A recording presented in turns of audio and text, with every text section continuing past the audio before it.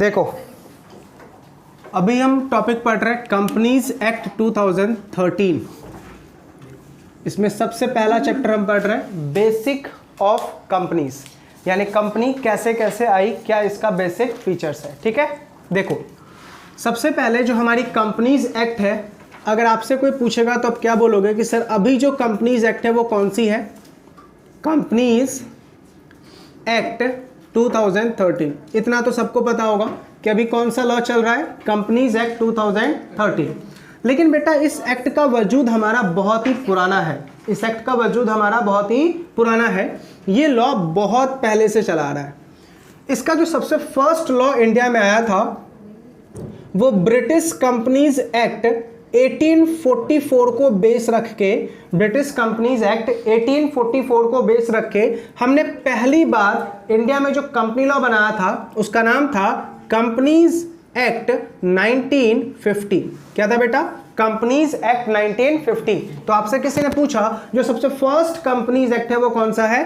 Companies act 1950। इसके बाद हमने दूसरा, यानी इसी लॉ में हमने अमेंड किया, आप बोल सकते हो कि हमने नया लॉ पास आउट किया, वो है कंपनीज एक्ट 1988। हमारा दूसरा लॉ कब आया बेटा? Companies act 1882। कंपनीज एक्ट 1882, यानी 1950 का जो लॉ था वो कब तक चला बेटा? 1850। सबसे पहली कंपनीज एक्ट कब आई थी बेटा? 1850 में। 1850 का जो लॉ था वो कब आया? 1882 में आया। कब आया बेटा? 1882 में आया। फर्स्ट कब आया? 1850 में। सेकंड कब आया? 1882 में। अब इसके बाद बेटा थर्ड कंपनीज एक्ट आया। इसके बाद कौन सा कंपनीज एक्ट आया? Third companies act, companies act 1913। Companies act 1913। और उसके बाद इसमें बहुत सारे बेटा अमेंडमेंट आए।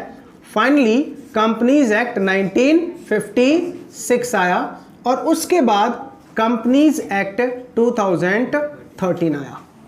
ठीक है, तो हमारा सबसे पहला कंपनीज एक्ट क्या था? Companies act 1850। उसके बाद क्या आया हमारा? Companies act 1882। फिर क्या आया? Companies act 1913। फिर क्या आया? Companies act 1956। और सबसे लास्ट में क्या आया? Companies act 2013। ये हमारा बैकग्राउंड है कंपनीज एक्ट 2013 का आज तक। क्लियर है? तो हमारी कंपनीज एक्ट का पूरा हिस्ट्री यही है। ठीक, अब आप बोलोगे कि अमित सर ये जो 2013 का लॉ आया ये कैसे कैसे इंडिया में पास आउट हुआ? ध्यान से सुनना। 1956 का जो लॉ है इसको चेंज करने की पहली बार बात 1991 में की गई थी। कब की गई थी? 1993 में की गई थी। कब की गई थी? 1993 में। क्यों ऐसा 1993? बिकॉज 1991 में हमने लिबरलाइजेशन पॉलिसी को अडॉप्ट किया था और हम ग्लोबल मार्केट की तरफ शिफ्ट किए थे। तो लॉ मेकर्स का कहना यह था, इंडस्ट्री का कहना यह था, जो हमारी 1956 का लॉ है वो डोमेस्टिक लेवल पे बनाई गई है। ठीक है, तो हमें लॉ में कुछ बदलाव करें सो दैट कि हम आउटसाइड मार्केट में भी क्या कर सके? बिजनेस कर सके। क्यों? 1991 में जब लिबरलाइजेशन पॉलिसी आया तो हमने क्या किया? आउटसाइड मार्केट में मूव किया और मूव करने के बाद ये कंपनी लॉ इतनी इफेक्टिव नहीं हो पा रही थी। 1993 में पहली बार प्रपोजल रखा गया था कि कंपनीज एक्ट 1956 को चेंज किया जाए, लेकिन बेटा चेंज करते करते कितना टाइम हो गया? 2013, यानी 20 इयर्स बेटा लग गए इस लॉ को इफेक्टिव होने में, आने में। कितने साल लग गए? 20 साल लग गए बेटा इस लॉ को आने में। करेक्ट है? कोई डाउट यहां तक?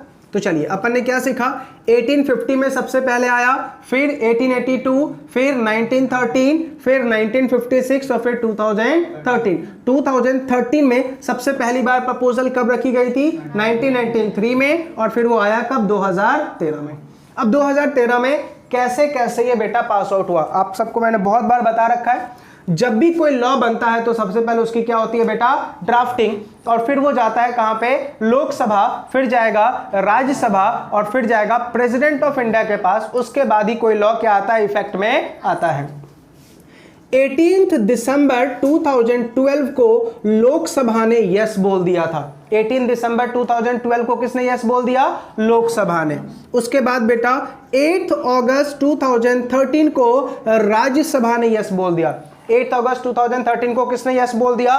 राज्यसभा ने यस बोल दिया। 29 अगस्त 2013 को प्रेसिडेंट ऑफ इंडिया ने भी यस बोल दिया। 29 अगस्त 2013 को प्रेसिडेंट ऑफ इंडिया ने भी क्या बोल दिया? यस बोल दिया। और फाइनली बेटा 30 अगस्त 2013 को ये लॉ इफेक्ट में आ गई। 30 अगस्त 2013 को ये लॉ क्या हो गया बेटा? इफेक्ट में आ गया। ठीक है, लेकिन ध्यान से सुनो, इस एक्ट में टोटल जो सेक्शन है, इस एक्ट में टोटल जो सेक्शन है वो 470 सेक्शंस हैं, जिसको डिवाइड किया गया है चैप्टर्स में और शेड्यूल्स में। डिवाइड किया गया है किसमें बेटा? चैप्टर्स में और शेड्यूल में। टोटल चैप्टर 29 है और शेड्यूल टोटल 7 है। यानी जो आपका 470 सेक्शंस है, इन 470 सेक्शंस को चैप्टर्स में और शेड्यूल में डिवाइड किया गया। टोटल 29 चैप्टर्स हैं और 7 शेड्यूल्स हैं।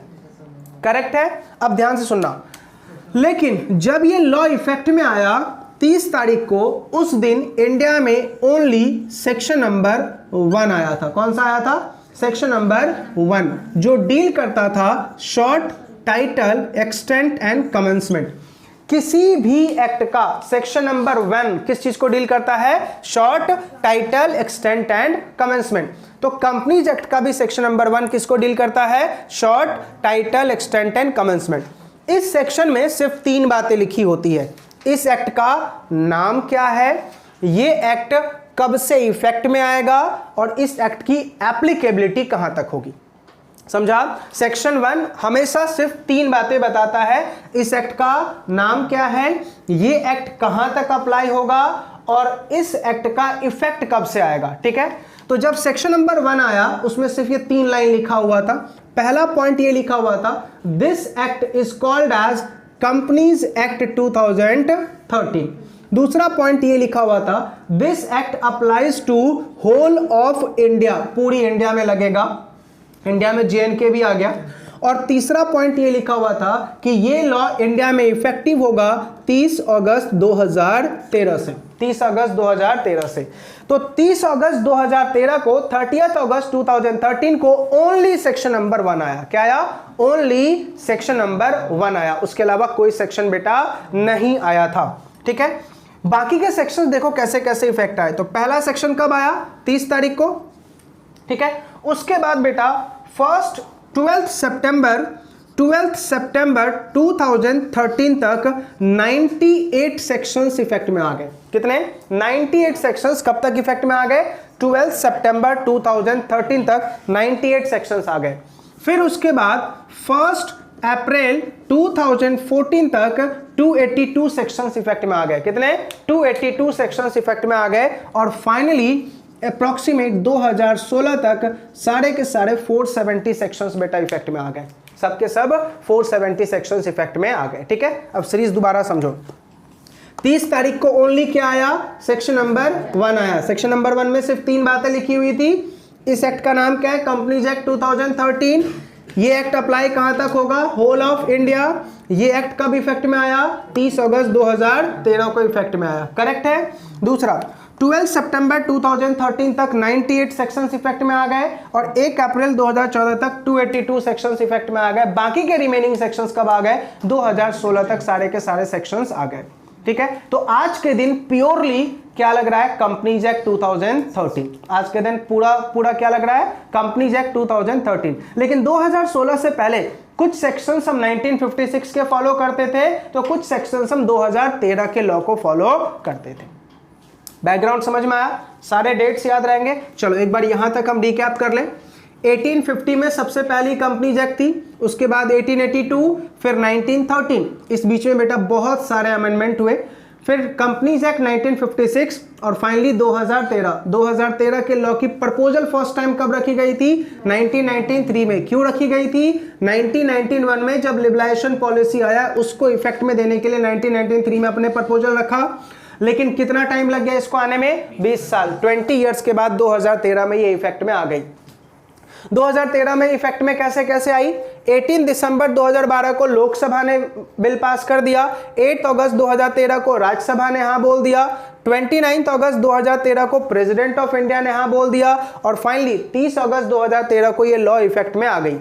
जिस दिन ये लॉ इफेक्ट में आई उस दिन टोटल ओनली सेक्शन नंबर 1 आया था जो 3 चीजों को डील करता था।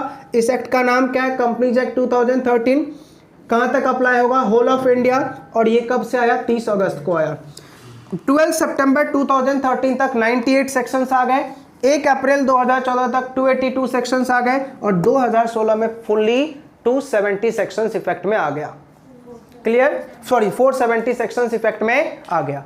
अब आप पूछोगे अमित सर एक डाउट है, 1956 का लॉ डिलीट ही क्यों हुआ? क्यों उसको हटाया गया और हमने 2013 का लॉ बनाया? तो बहुत सारी प्रॉब्लम्स थी बेटा 1956 के लॉ में। क्या 2013 की लॉ वो सारे प्रॉब्लम्स को सॉल्व कर चुकी है? नो, अभी भी बहुत सारे प्रॉब्लम्स हैं कंपनीज एक्ट में। ठीक है, 1956 में प्रॉब्लम क्या था? हम क्या बोलते हैं कि सर कोई भी कंट्री डेवलप तभी हो पाएगा जब बेटा उस कंट्री का जीडीपी बढ़ेगा। और जीडीपी का मतलब क्या है? Gross domestic product. और ऐसा तब हो पाएगा जब कंट्री में क्या होंगे बेटा? बिजनेसेस होंगे। अगर कंट्री में बिजनेस ही नहीं होगा तो आप डेवलप कैसे करोगे? तो बिजनेस का होना बहुत ही जरूरी है। विदाउट बिजनेस आप डेवलप नहीं कर पाओगे। इंडिया पिछड़ी हुई है किस चीज में? हम बिजनेस नहीं करना चाहते। अपन क्या नहीं करते हैं? बिजनेस पे ज्यादा फोकस ना करके हम हमेशा एक सर्विस सेक्टर बन के रह गए, मतलब मुंडू टाइप इंसान। अपन को सिर्फ किस में मजा आता है? जॉब में मजा आता है। ठीक है, तो हम ये चाहते हैं 2013 को लाके कि हम एंटरप्रेन्योरशिप को ज्यादा से ज्यादा क्या दे? बढ़ावा दे। ज्यादा से ज्यादा किस चीज को बढ़ावा दे? एंटरप्रेन्योरशिप को बढ़ावा दे। तो 2013 ने मोर एंड मोर एंटरप्रेन्योरशिप की तरफ फोकस किया। उसमें कंसेप्ट है बेटा 1% कंपनी को इंट्रोड्यूस किया गया। किसको इंट्रोड्यूस किया गया? 1% कंपनी। नॉर्मली अपन ने क्या पढ़ा है कि अगर पार्टनरशिप करना है तो 2 लोग चाहिए, तो कहीं ना कहीं अपन को 2 लोग चाहिए। प्राइवेट कंपनी है तो भी 2 लोग चाहिए, पब्लिक है तो कम से कम 7 लोग चाहिए। लेकिन अभी हम क्या बोल रहे हैं? एंटरप्रेन्योरशिप को बढ़ावा दे रहे हैं, तो हम क्या बोल रहे हैं कि एक अकेला इंसान भी कंपनी ओपन कर सकता है, तो ओनली क्या चाहिए? 1%। ये कंसेप्ट हमने 2013 के कंपनी लॉ में लाया। इसका मतलब ये नहीं कि पहले ये कंसेप्ट हमने अपनाया है, हमसे पहले बहुत सारी कंट्री ने ये कंसेप्ट ऑलरेडी अपना चुकी है। करेक्ट है? तो 2013 का सबसे जो प्राइम फोकस था वो क्या था? कि हम एंटरप्रेन्योरशिप को बढ़ावा देंगे, ज्यादा से ज्यादा बिजनेस को हम क्या करेंगे? इंट्रोड्यूस करेंगे। ठीक है, क्लियर है? लेकिन बिजनेस इंट्रोड्यूस इससे नहीं होगा बेटा। ये लॉ बनाने से, कंपनी लॉ बनाने से बिजनेस कभी नहीं इंट्रोड्यूस होगा। आपका बिजनेस तब इंट्रोड्यूस होगा जब हमारा टैक्सेशन सिस्टम सही होगा। हमारा सबसे बड़ा फ्लो कहां पे है? Indian taxation system. ठीक है, बहुत ही गंदा टैक्सेशन सिस्टम है। अगर हम इंडियन टैक्सेशन सिस्टम की बात करें, बहुत ही गंदा है। वो बिजनेस बढ़ने नहीं देती है, बिजनेस बढ़ने से पहले बिजनेसमैन को मार देती है। क्यों? हमारा टैक्स का स्लैब रेट, हमारा टैक्स का स्लैब रेट आप सबको याद है? कंपनी लॉ में पढ़ा, सॉरी इनकम टैक्स में टैक्स का रेट पढ़ा है हमने। क्या पढ़ा? 30% से कंपनीज को क्या देना है? टैक्स पे करना है। ठीक है, और फिर इस चीज को बचने के लिए वहां पे बहुत सारे एग्जम्पशंस दिए गए। फिर ये बोला कि आपको एग्जम्पशंस की वजह से हम आपसे टैक्स कलेक्ट नहीं कर पा रहे हैं, तो उन्होंने क्या बना दिया? कंसेप्ट निकाला कि मिनिमम इतना टैक्स दो, जिसको हम क्या बोलते हैं? Minimum alternate tax. वो एक्चुअली बेटा मिनिमम नहीं है, मैक्सिमम टैक्स हो जाता है। क्यों? क्योंकि वहां पे जो आपने मैट के प्रोविजंस बना रखे हैं उसमें भी आपने पूरी की पूरी लूट मचा रखी है। तो बिजनेस डेवलप कैसे होगा? जब तक आप उसको कोई बेनिफिट नहीं दोगे। क्यों? हमारे इंडियन गवर्नमेंट की बस की बात नहीं है बेटा कंट्री को डेवलप करना। ये कौन कर पाएगा? Only businessman, only businessman. ठीक है, कोई भी प्रोजेक्ट में हाथ कौन लगाता है? बिजनेसमैन। समझ में आ रहा नहीं आ रहा? आज मुझे बताओ, कोरोना के टाइम में भी सबसे ज्यादा सपोर्ट्स किसने किए? बिजनेसमैन ने। अगर डोनेशंस नहीं दिए होते, फिल्म एक्टर ने डोनेशंस नहीं दिए होते, क्या गवर्नमेंट की मजाल थी कि वो अपने पैसे पे कुछ भी कर देता? हमारे टैक्स के पैसे से हमें बचा लेता? बिल्कुल भी नहीं। हमने डोनेशंस दिए तब वो हमें सपोर्ट कर। तो गवर्नमेंट प्लानिंग कहां कर रही है? एग्जीक्यूट नहीं कर पा रही है। तो प्रॉब्लम क्या था कि अगर हमें एंटरप्रेन्योरशिप को बढ़ावा देना है तो उनको क्या देना पड़ेगा? टैक्स रिलीफ देने पड़ेंगे। जितना ज्यादा टैक्स रिलीफ होगा उतना ज्यादा बिजनेस क्या होगा बेटा? डेवलप होगा। क्यों? किसी से कोई काम करवाना है तो उनको लालच देनी पड़ेगी। फॉर एग्जाम्पल, आज मेरा दिल कर रहा है कि 4 बजे तक लेक्चर ले लूं, बोलोगे सर अपने दिल को काबू में रखो। ये बात गलत है, ये बात तो बिल्कुल गलत है कि 4 बजे तक लेक्चर ले लो। लेकिन मान लो अगर मैंने लेक्चर स्टार्ट किया और बीच में समोसे बर्गर इन सब की पार्टी भी चलाता रहा, लेक्चर भी लेता रहा, तो पता भी चलेगा 4 कब बजे? नहीं ना। क्यों? क्योंकि अपन तो खाने में मुग्ध है, तो अपन को पता ही नहीं चलेगा टाइम कैसे। वैसे ही बेटा बेनिफिट दूंगा तो अपने आप बैठोगे। ऐसे ही कंपनीज एक्ट में क्या देना पड़ेगा आपको? Tax relief. जितना ज्यादा आप टैक्स रिलीफ देंगे उतना ज्यादा क्या होगा बेटा? बिजनेस ग्रो करेगा। करेक्ट है। तो ये सबसे पहली बात हो गई कि अपन को बिजनेस का यानी एंटरप्रेन्योरशिप बढ़ाना है। दूसरा, कंपनीज एक्ट में जो दूसरा फोकस किया गया 2013 के लॉ में, वो बोला गया हम कॉर्पोरेट गवर्नेंस को बढ़ाना चाहते हैं, ट्रांसपेरेबिलिटी रखना चाहते हैं।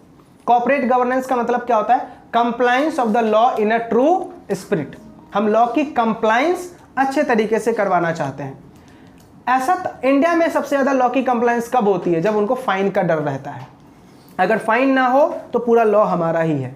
ठीक है। तो इंडिया में लोग लॉ दिल से कंप्लाई करना नहीं चाहते हैं। ठीक है। वो क्यों करते हैं? जस्ट बिकॉज ऑफ डर। अगर फाइन और पेनल्टी ना हो ना तो कोई इंडिया में लॉ ही कंप्लाई ना करे। अब इसका रीजन क्या है कि हमें लॉ कंप्लाई करने का दिल नहीं करता? करता है, लेकिन इतने भंगार लॉज बनाओगे तो कैसे करेगा? आपके लॉज में बहुत सारे फ्लोज हैं। अगर आप एडिकेट और अच्छे लॉज बनाओगे तो अपन को फॉलो करने में भी दिक्कत नहीं आएगी। तो हम क्या कर रहे हैं? लॉज की एप्लीकेबिलिटी करवाना, हम फोर्सफुली करवाना चाहते हैं। फोर्सफुली आप किसी से कोई काम नहीं करवा सकते। तो हम क्या बोल रहे हैं कि कॉर्पोरेट गवर्नेंस को हम बढ़ा रहे हैं। कॉर्पोरेट गवर्नेंस सबको ये बोल रहे हैं कि आप लॉ की कंप्लायंस करो, लेकिन फिर भी कंपनीज एक्ट 2013 तो बेटा अभी तक अचीव नहीं कर पाई है कि हाँ 100% लोगों ने कंपनीज एक्ट 2013 को अच्छे दिल से अपनाया हो। नहीं, इसमें भी बहुत सारे फ्लोज बाकी हैं। करेक्ट है। नेक्स्ट आते हैं। हमने क्या बोला कि हम शेयर होल्डर्स के हित का ख्याल रखना चाहते हैं, शेयर होल्डर्स की भलाई करना चाहते हैं, शेयर होल्डर्स को नुकसान ना हो। कंसेप्ट यहां पे शेयर होल्डर का नहीं आया, कंसेप्ट आया स्टेक होल्डर। स्टेक होल्डर का मतलब होता है कोई भी ऐसा इंसान जो कंपनी में कहीं ना कहीं डायरेक्टली और इनडायरेक्टली इन्वॉल्व है। फॉर एग्जांपल क्रेडिटर, वर्कर्स, ठीक है, शेयर होल्डर्स, ठीक है, देन हेल्पर्स, देन उसके बाद रॉ मटेरियल सप्लायर, इन सब का कहीं ना कहीं कंपनी में क्या है बेटा? स्टेक लगा हुआ है। तो हमें ध्यान किसका रखना है? इंटायर स्टेक होल्डर का। जब से पुराने कंपनी लॉज में जनरली ध्यान किसका रखा जाता था? ओनली शेयर होल्डर्स का। अभी हम क्या बोल रहे हैं? नहीं, जितने भी लोग कंपनी में इन्वॉल्व है डायरेक्टली और इनडायरेक्टली, हम सबका क्या करेंगे? रिस्पॉन्सिबिलिटी अपने सर लेते हैं। तो 2013 की लॉ किस पे फोकस कर रही है? स्टेक होल्डर का रिलेशनशिप ज्यादा से ज्यादा क्या होना चाहिए? अच्छा होना चाहिए। दूसरा, हमने फाइन्स बढ़ा दिए हैं। हमने क्या बढ़ा दिए बेटा? फाइन बढ़ा दिए, पेनल्टी बढ़ा दिए, जेल बढ़ा दी। इससे बेटा अगेन आप लॉ की कंप्लायंस नहीं कर पाएंगे। फाइन बढ़ाने से, पेनल्टी करने से आप लॉ की कंप्लायंस तो बिल्कुल नहीं करवा पाएंगे। लॉ की कंप्लायंस तभी हो पाएगा जब उनको लॉ की बारीकियां समझाई जाए, तभी लॉ का कंप्लायंस हो पाएगा। कोई प्रोडक्ट मार्केट में आता है तो उसका एडवर्टीजमेंट जोरों शोरों से होता है। फॉर एग्जांपल, स्लाइस की बोतल के लिए, स्लाइस का ऐड बढ़ाने के लिए कैटरीना कैफ को दिखाया गया एक बूंद स्लाइस पीने में नालायक को कितना टाइम लग रहा था। धीरे धीरे धीरे धीरे बूंद आ रहे थे। उसका ऐड आपने प्रॉपर दिखाया, लेकिन आपने अगर कोई लॉ बनाया तो क्या उसका होर्डिंग लगाया? क्या आपने वो बातें समझाई? बोला पढ़ लो। हमारी इंस्टीट्यूट भी हमारे साथ गलत करती है। क्यों? हर एक चीज साइट पे डाल दिया। अगर अपन कॉल भी करें ना, कॉल नहीं रिसीव करते, और कॉल कर भी किया तो अपने आप को 30 माह कहां समझते हैं कि अपन इंस्टीट्यूट के बंदे हैं, कुछ भी इनको कुछ भी टरका देंगे। सब कुछ क्या बोल देते हैं? नेट पे जाके देख लो। अगर हमें नेट पे जाके देखना ही आता तो हम फिर आपका कोर्स करते ही क्यों? हम फिर कोर्स करते क्यों? नहीं समझ में आ रहा तभी तो आपसे पूछ रहे ना। तो कंसल्टेंसी हमारे इंस्टीट्यूट की भी कमी है। तो कॉर्पोरेट गवर्नेंस यहां भी इफेक्टिव नहीं है। क्या आपको कभी रिप्लाई मिला कि आज तुमने मेल दिया हो, दूसरे दिन रिप्लाई आ गया हो? ऐसा मजा आया? नहीं। एग्जामिनेशन फॉर्म भरना आया तो भाई नोटिस आ गया। ठीक है। तो ये सब कमी है हमारे इंस्टीट्यूट के भी। कॉर्पोरेट गवर्नेंस में क्या है? बहुत ही कमी है। स्टूडेंट के साथ ज्यादा कोऑपरेशन नहीं होता। क्लियर है? बच्चे भटकते रहते हैं कि सर ये चीज कहां से। यूट्यूबर्स आते हैं, उनको बताते हैं बेटा एग्जामिनेशन से पहले प्री टेस्ट देना है, ये देना है, इतने दिन में प्री टेस्ट होगा, ये ओडीपी आ रहा है, ये करना है, वो करना है। लेकिन क्या इंस्टीट्यूट को गाइडलाइंस निकाल के अपन को बताती है? नहीं। मेल पे नो डाउट आपने सब कुछ मेल पे डाल रखा है, लेकिन बच्चों को क्या चाहिए? रीड करने से ज्यादा उसको कोई 4 बातों में समझा दे, दैट इज मोर इफेक्टिव। समझ में आया? तो हम क्या चाहते हैं बेटा, कॉर्पोरेट गवर्नेंस की इफेक्टिवनेस ज्यादा चाहते हैं। तो लॉ मेकर ने क्या बना दी बेटा, फाइन बढ़ा दी, पेनल्टी बढ़ा दी। इस सबसे लॉ की कंप्लायंस बिल्कुल भी नहीं हो पानी। आपको क्या करना चाहिए था, लॉ यूज करना सिखाइए, कैसे लॉ की अप्लाई करने। तो ये कुछ बातें थी जिसकी वजह से हमने क्या बनाया बेटा, कंपनीज एक्ट 2013 बनाया। ये एग्जाम में आपको बिल्कुल नहीं पूछेगा कि what are the objective of companies act 2013। ठीक है, अभी तक अपन ने जो पढ़ा वो जस्ट बेस क्लियर किया है कि कंपनीज एक्ट कैसे आई, किस तरीके से आई। अब आ रहे हैं बेटा मेन इसके टॉपिक पे, ध्यान से सुनना। जो कंपनीज एक्ट 2013 है ना, वो डेलीगेशन अप्रोच पे बनाया गया है, स्केलेटन अप्रोच पे बनाया गया है। स्केलेटन अप्रोच का मतलब ये है सारी बातें 1956 की ही है। स्केलेटन समझते हो ना, स्केलेटन ढांचा, सांचा जिसको बोलते हैं हिंदी में। ठीक है, स्केलेटन अप्रोच का मतलब पुरानी सारी बेस हमने कहां से ली है, 1956 से। बस नई चीजें उसमें हमने क्या कर दी, ऐड कर दी। तो हमने पूरा कंपनी लॉ चेंज नहीं कर दिया, हमने पूरा कंपनी लॉ चेंज बिल्कुल भी नहीं किया। क्या हमने पूरा ये पूरा सर्विस टैक्स और वैट हटा दिया? नहीं बेटा, जीएसटी में वही सारी बातें तो है, 90% तो जीएसटी में वही सारी बातें हैं। करेक्ट है। इसी तरीके से कंपनीज एक्ट को कौन से अप्रोच पे बनाया गया है, स्केलेटन अप्रोच पे। दूसरा, डेलीगेटिव अथॉरिटी। डेलीगेटिव अथॉरिटी का मतलब है एवरी वर्क के लिए अपन एक्सपर्ट अपॉइंट कर दिए, कौन काम कौन करेगा। तो हम पूरा पढ़ेंगे भी, पूरा लिस्ट पढ़ेंगे, authorities under the companies act. ठीक है, तो कंपनीज एक्ट जो 2013 बनी है वो दो अप्रोच पे, पहला स्केलेटन अप्रोच और दूसरा डेलीगेटिव लेजिस्लेशन। हमने पावर्स को डेलीगेट किया है, एक ही इंसान को सारी चीजें करने को हमने नहीं बोला, थोड़ी थोड़ी पावर्स हमने सबको क्या किया है, डेलीगेट किया है। ठीक है, सुनो, एक जो सबसे मोस्ट इंपॉर्टेंट पावर गवर्नमेंट की छीनी गई है वो क्या, 1956 के लॉ में एक सेक्शन हुआ करता था, सेक्शन नंबर 620। 1956 के लॉ में एक सेक्शन हुआ करता था, सेक्शन नंबर 620। वो सेक्शन नंबर 620 एब्सोल्यूट पावर देता था सेंट्रल गवर्नमेंट को कि आप किसी भी कंपनी को एग्जम्पशन प्रोवाइड कर सकते हैं कंपनी लॉ के सेक्शन से। पुरानी कंपनी लॉ में बेटा 600 के ऊपर सेक्शंस थे, 600 के ऊपर, अप्रोक्सीमेट 658, 658 के आसपास कुछ सेक्शंस थे। करेक्ट है। तो पुरानी कंपनी लॉ में सेंट्रल गवर्नमेंट को 620 में पावर थी कि आप किसी भी कंपनी को एग्जम्पशन प्रोवाइड कर सकते हैं किसी भी सेक्शन से, अगर आपको ऐसा लगता है तो। ये पावर क्या थी बेटा, एब्सोल्यूट थी। ये पावर क्या थी, एब्सोल्यूट थी। किसको, सेंट्रल गवर्नमेंट को। 2013 के लॉ ने इस पावर को कट बैक कर दिया। 2013 का लॉ क्या बोलता है, आज भी सेंट्रल गवर्नमेंट को पावर है कि आप एग्जम्पशन प्रोवाइड कर सकते हैं, बट रिस्ट्रिक्टेड पावर है। रिस्ट्रिक्टेड पावर कैसे, सुनना। लॉ मेकर क्या बोल रहा है, पहले सेंट्रल गवर्नमेंट 620 को इस्तेमाल करके सीधा एग्जम्पशन देते थे, अभी ऐसा नहीं करेंगे। अभी अगर मान लो सेंट्रल गवर्नमेंट को section number 55 of companies act 2013 का एग्जम्पशन देना है किसी पर्टिकुलर क्लास ऑफ कंपनी, मान लेते हैं प्राइवेट कंपनी को, सेक्शन 55 का क्या देना है, एग्जम्पशन। तो पहले सेक्शन 55 को जाके रीड करो, क्या सेक्शन 55 ऑथराइज करता है सीजी को कि तुम एग्जम्पशन ग्रांट कर दो मुझसे, तो आप करोगे, अदरवाइज नहीं। याद रहेगा मैंने क्या बोला, पहले क्या था, एब्सोल्यूट पावर, सीधा वो 620 को लगाते थे और किसी भी सेक्शन से एग्जम्पशन। अभी क्या है, रिस्ट्रिक्टेड। अभी भी आप एग्जम्पशन ग्रांट करो, लेकिन जिस सेक्शन से आप एग्जम्पशन ग्रांट करना चाहते हो पहले उस सेक्शन को जाके रीड करो, क्या वो सेक्शन आपको ऑथराइज करता है। अगर हाँ आपको कर रहा है तो आप उस सेक्शन से एग्जम्पशन ग्रांट कर दीजिए, अदरवाइज नहीं। समझ में आ गया। तो पहले बेटा 1956 का जो लॉ था वो दमन एंड दुई, पौंडीचेरी, उसके बाद दादर एंड नागर हवेली, JNK, इन सब पे लिमिटेड वे में लगता था। आज के दिन ऐसा बिल्कुल भी नहीं है। 470 के 470 सेक्शंस हर एक जगह पे अप्लाई होंगे। ठीक है, लेकिन हाँ सेंट्रल गवर्नमेंट ने अगेन पावर का इस्तेमाल करके कुछ एग्जम्पशंस दिए हैं कुछ पर्टिकुलर क्लास ऑफ कंपनी को, लेकिन मैंने क्या बोला, ये एग्जम्पशन ऑलवेज क्या है बेटा, रिस्ट्रिक्टेड एग्जम्पशन है। आ रही है बातें समझ में, पक्का, यहां तक कोई डाउट, क्लियर हुआ ये सारी बातें। चलिए अब हम आ रहे हैं बेटा अथॉरिटीज ऑफ कंपनीज एक्ट। बहुत ही डेंजर बात बता रहा हूं, ध्यान से समझना, कितनी अथॉरिटी है बेटा कंपनीज एक्ट में।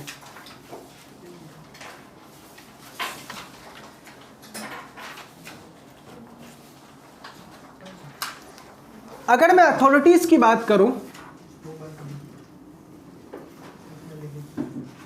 अथॉरिटी में कौन कौन आता है, तो सबसे पहले बेटा ministry of corporate affairs MCA, ठीक है। दूसरा है आपका RD रीजनल डायरेक्टर। तीसरा है आपका रजिस्ट्रार ऑफ कंपनी ROC। तीसरा कौन है बेटा? ROC। चौथा है आपका ऑफिशियल लिक्विडेटर। चौथा कौन है बेटा? Official liquidator. पांचवा है आपका NCLT, ठीक है। और छठा है आपका सेबी, ठीक है। ये 6 अथॉरिटीज है बेटा किसमें? कंपनीज एक्ट में, ठीक है। आप अगर मेरे नोट्स को देखोगे तो वहां पे सिर्फ 3 अथॉरिटी के बारे में लिखा हुआ है, MCA, RD और ROC के बारे में लिखा हुआ है, ठीक है। अब हम इन 6 अथॉरिटी के बारे में, इनके वर्क, इनके फंक्शन सब सीखेंगे, ठीक है। सबसे पहले बात करते हैं ministry of corporate affairs. Ministry of corporate affairs का ही काम है बेटा एक्ट बनाना, लॉ बनाना। किसका काम है? MCA का ही काम है। क्या बनाना? लॉ बनाना। MCA का ही काम है क्या बनाना? रूल्स बनाना या रेगुलेशन बनाना। किसका काम है बेटा? MCA का। तो आपसे किसी ने पूछा कि कंपनी लॉ में अगर तुझे कुछ दर्द है, कंपनी लॉ में कुछ प्रोविजंस तुम्हें इंप्लीमेंट करवाने हैं, तो नोटिस किसको भेजना पड़ेगा? चिट्ठी किसको लिखोगे? MCA को। अपनी सजेशंस किसको दोगे? MCA को, मिनिस्ट्री ऑफ कॉर्पोरेट अफेयर्स को। अब तुम्हारे सजेशंस अच्छे लगे तो ठीक है, नहीं तो खत्म, ठीक है। तो आपसे किसी ने पूछा who will makes the law? Who will makes the law? कौन लॉ बनाएगा? तो आप क्या बोलोगे कि NCLT जो है बेटा वो क्या बनाती है? लॉ बनाती है, रूल्स बनाती है, रेगुलेशंस बनाती है और फॉर्म्स। ये सब कौन करता है बेटा? NCLT। ये सब कौन करता है? NCLT। फॉर्म्स बनाना भी किसका काम है? MCA। किसका काम है बेटा? MCA। तो MCA क्या करता है? लॉ बनाता है, रूल्स बनाता है, रेगुलेशन बनाता है और फॉर्म्स बनाता है। ये सारा काम कौन करेगा? MCA, that is ministry of corporate affairs. अब सुनो, MCA को हम सेंट्रल गवर्नमेंट भी बोलते हैं। MCA को क्या बोलते हैं हम? सेंट्रल गवर्नमेंट भी बोलते हैं। तो अगर आपसे किसी ने पूछा who is the central government of companies act, तो क्या बोलोगे? Ministry of corporate affairs. But ministry of corporate affairs ने अपनी पावर डेलीगेट कर रखी है बेटा 3 अलग अलग लोगों को। किसको? मिनिस्ट्री ऑफ कॉर्पोरेट अफेयर्स ने अपनी पावर कुछ RD को, कुछ ROC को और कुछ NCLT को डेलीगेट कर रखी है। इट मींस जनरली हम ये बोलेंगे कि ministry of corporate affairs is the central government of companies act, but in some cases central government RD भी होगा, सेंट्रल गवर्नमेंट ROC भी होगा और सेंट्रल गवर्नमेंट NCLT भी होगा। तो जब भी मैं कंपनी लॉ में आपको सेंट्रल गवर्नमेंट बोलूं तो आप मुझसे पूछ लेना कि सर इस सेक्शन के लिए सेंट्रल गवर्नमेंट का मतलब क्या है। समझ में आ गया? तो जनरली सेंट्रल गवर्नमेंट का मतलब क्या है बेटा? Ministry of corporate affairs. But MCA ने अपनी पावर डेलीगेट कर रखी है RD को, ROC को और NCLT को। तो कुछ केसेस में सेंट्रल गवर्नमेंट ये 3 भी कहलाएंगे। करेक्ट है? कोई डाउट यहां तक? तो हमने क्या पढ़ लिया बेटा? MCA। बताओ MCA का काम क्या है? लॉ बनाना, रूल्स बनाना, रेगुलेशन बनाना, फॉर्म्स बनाना। ये सारा काम किसका है बेटा? Ministry of corporate affairs. अगर आपको कंपनी लॉ से किसी भी रिलेटेड लॉ को जानना है, रूल्स को जानना है, फॉर्म्स को देखना है, तो ये सब चीज के लिए आप सीधा कहां जाओगे? मिनिस्ट्री ऑफ कॉर्पोरेट अफेयर्स की साइट पे। इस वेबसाइट का जो एड्रेस है वो है www.mca21.in या लगा देना। समझ में आ गया? तो ये बेटा MCA का क्या है? वेबसाइट है। कभी भी तुम्हें कोई भी नोटिफिकेशंस, कोई भी फॉर्म्स, कोई भी चीज जानना हो तो सीधे कहां चला जाना? इस वेबसाइट पे। बताओ पहला पॉइंट सबको क्लियर? अब बात करते हैं बेटा किसके? हम रीजनल डायरेक्टर की। किसकी? Regional director.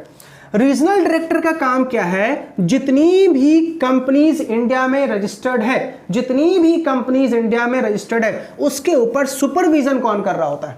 RD। उसके ऊपर सुपरविजन कौन कर रहा होता है बेटा? Regional director. कौन कर रहा होता है? RD कर रहा होता है, रीजनल डायरेक्टर। याद रहेगा?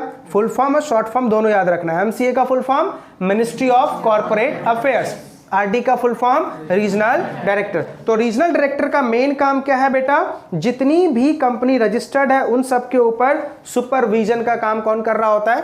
RD। और एक और काम होता है बेटा, RD सुपरविजन तो यहां कर ही रहा होता है, साथ में ROC को अपनी पावर डेलीगेट करता है। क्या बोलता है? कि तुम मेरे कुछ काम करो। तो फिर मुझे बताओ, अगर आरडी ने अपने पावर्स आरओसी को दिए हैं तो अब आरओसी के ऊपर भी सुपरविजन कौन रखेगा? आरडी। क्या आरओसी आरडी के अगेंस्ट जा सकता है? नहीं। समझ में आ रहा, नहीं आ रहा? कोई डाउट? चलिए अब बात करते हैं आरओसी की। दिस इज द मेन, हमारे लाइफ में, अपने लाइफ में सबसे ज्यादा हमें किनसे मुलाकात होती रहती है? आरओसी से। हर एक चीज अपन को किससे फाइल करना होता है? आरओसी। तो बेटा कंपनी का अगर तुझे नेम रजिस्टर करवाना है तो कहां जाना पड़ेगा? आरओसी के पास। ठीक है। कंपनी का मेमोरेंडम रजिस्टर करवाना है या आर्टिकल रजिस्टर करवाना है तो कहां जाना पड़ेगा? आरओसी के पास। कंपनी अपन को कंपनी की पूरी डिटेल फाइल करनी है, जिसको हम एनुअल रिटर्न बोलते हैं, एनुअल रिपोर्ट भेजते हैं, किसको भेजेंगे? आरओसी को भेजेंगे। तो देखा जाए हम ऐसा बोल सकते हैं कि आरओसी इज द माई बाप। अपन को कुछ भी प्रॉब्लम है तो अपन किसके पास चले जाए? सीधा आरओसी के पास चले जाए। आ रही है बातें समझ में?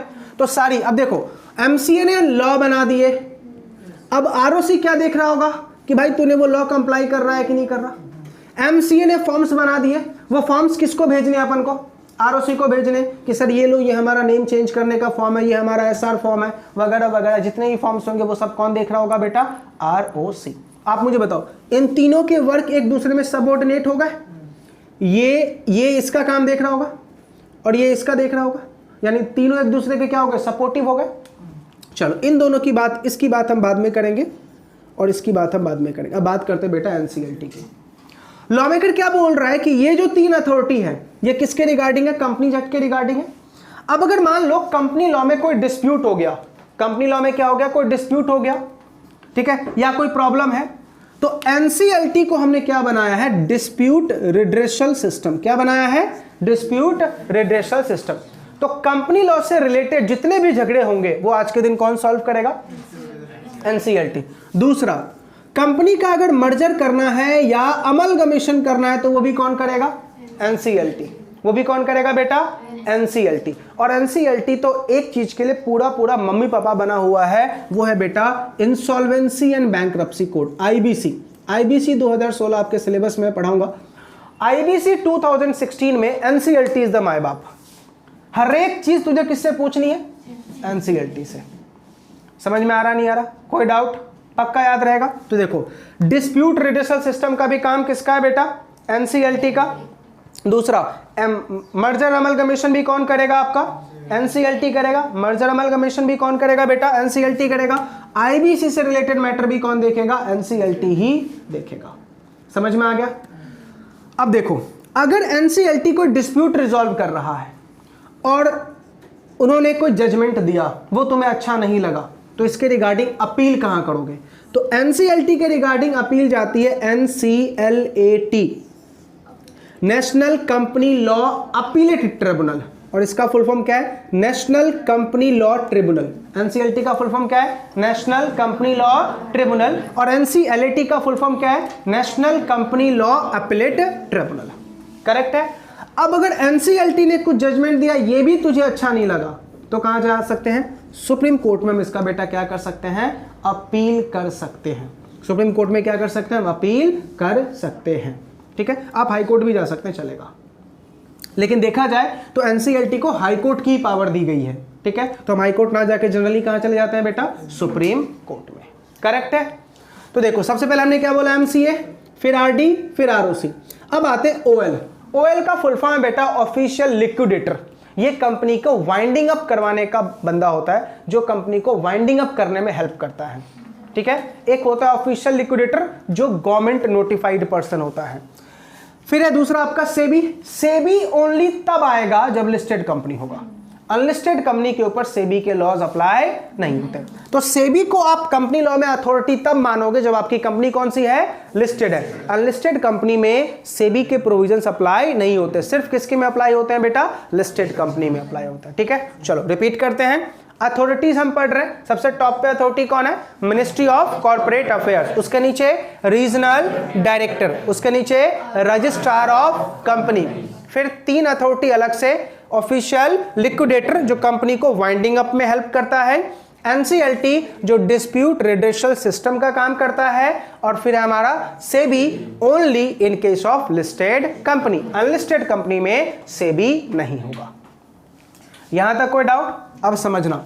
सर एमसीए कितने हैं? एक ही एमसीए है बेटा।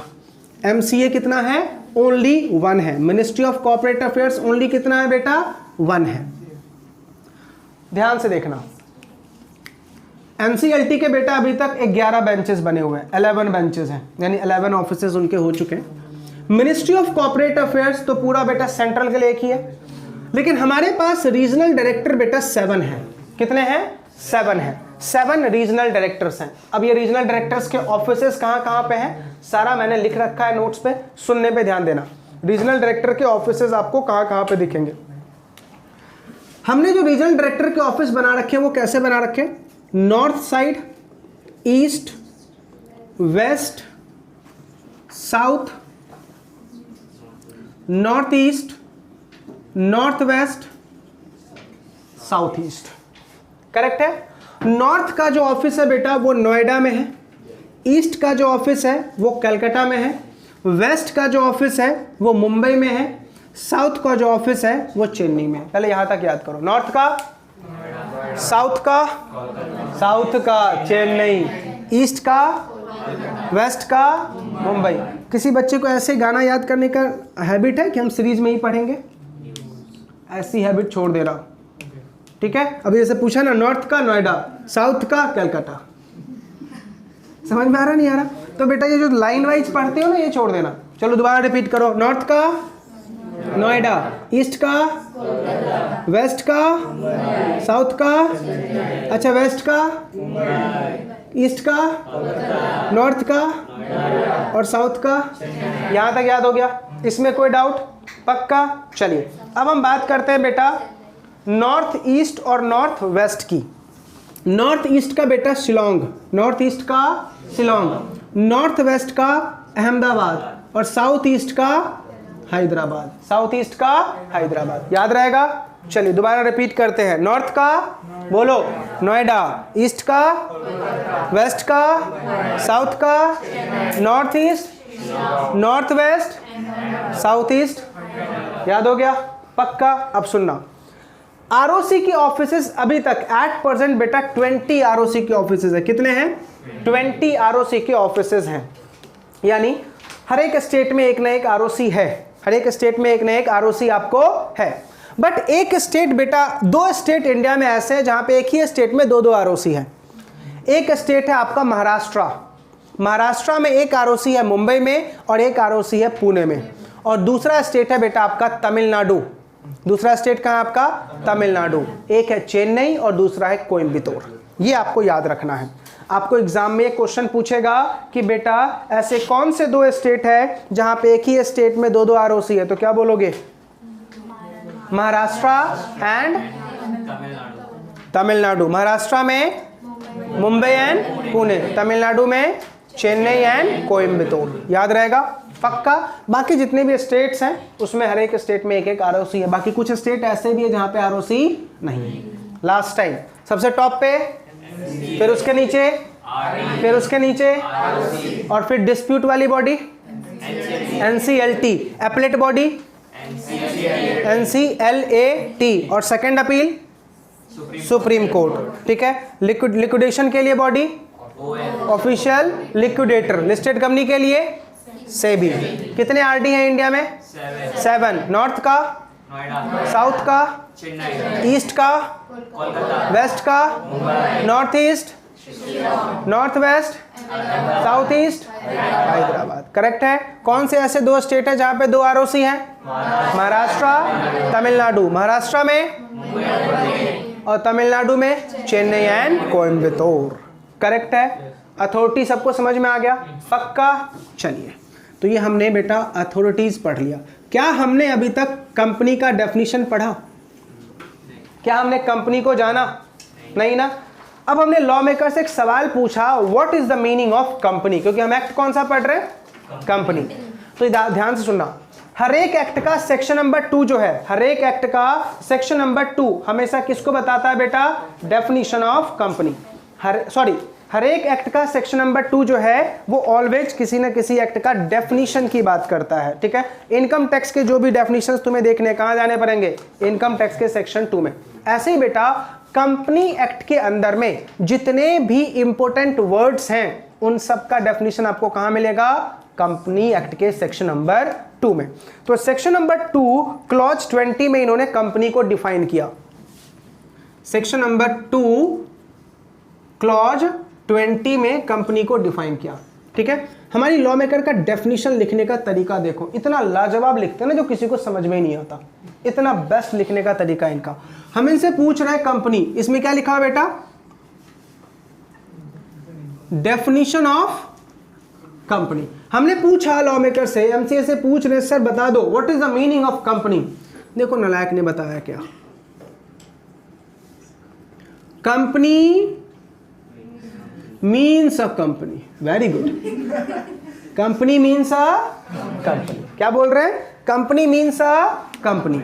अभी आगे बेटा बहुत सारे ऐसे डेफिनेशन दिखाऊंगा, वहां पे हम उनसे पूछ रहे हैं मेमोरेंडम का मतलब क्या है, तो बोल रहा है नालायक मेमोरेंडम मीन्स मेमोरेंडम। आर्टिकल पूछा, बोल रहे आर्टिकल मीन्स आर्टिकल। ठीक है, ये हमारा लॉ मेकर का लिखने का तरीका है। क्या बोल रहे हैं वो, कंपनी मीन्स अ कंपनी। आगे देखो क्या लिखा हुआ है, इनकॉर्पोरेटेड अंडर कंपनीज एक्ट 2013 और एनी अदर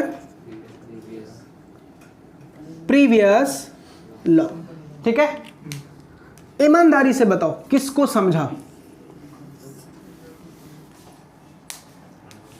पहले आप पूछोगे मुझसे, पहले ये बताओ आपको समझा कुछ क्या, फिर आप हमारी बात करना। पहले आप बताओ आपको कुछ समझा, बताओ बेटा इस लाइन से क्या समझा तुझे, कंपनी का मतलब क्या है। मुझसे किसी ने पूछा अमित सर आपका नाम क्या है, अमित, इसका मीनिंग क्या है, अमित।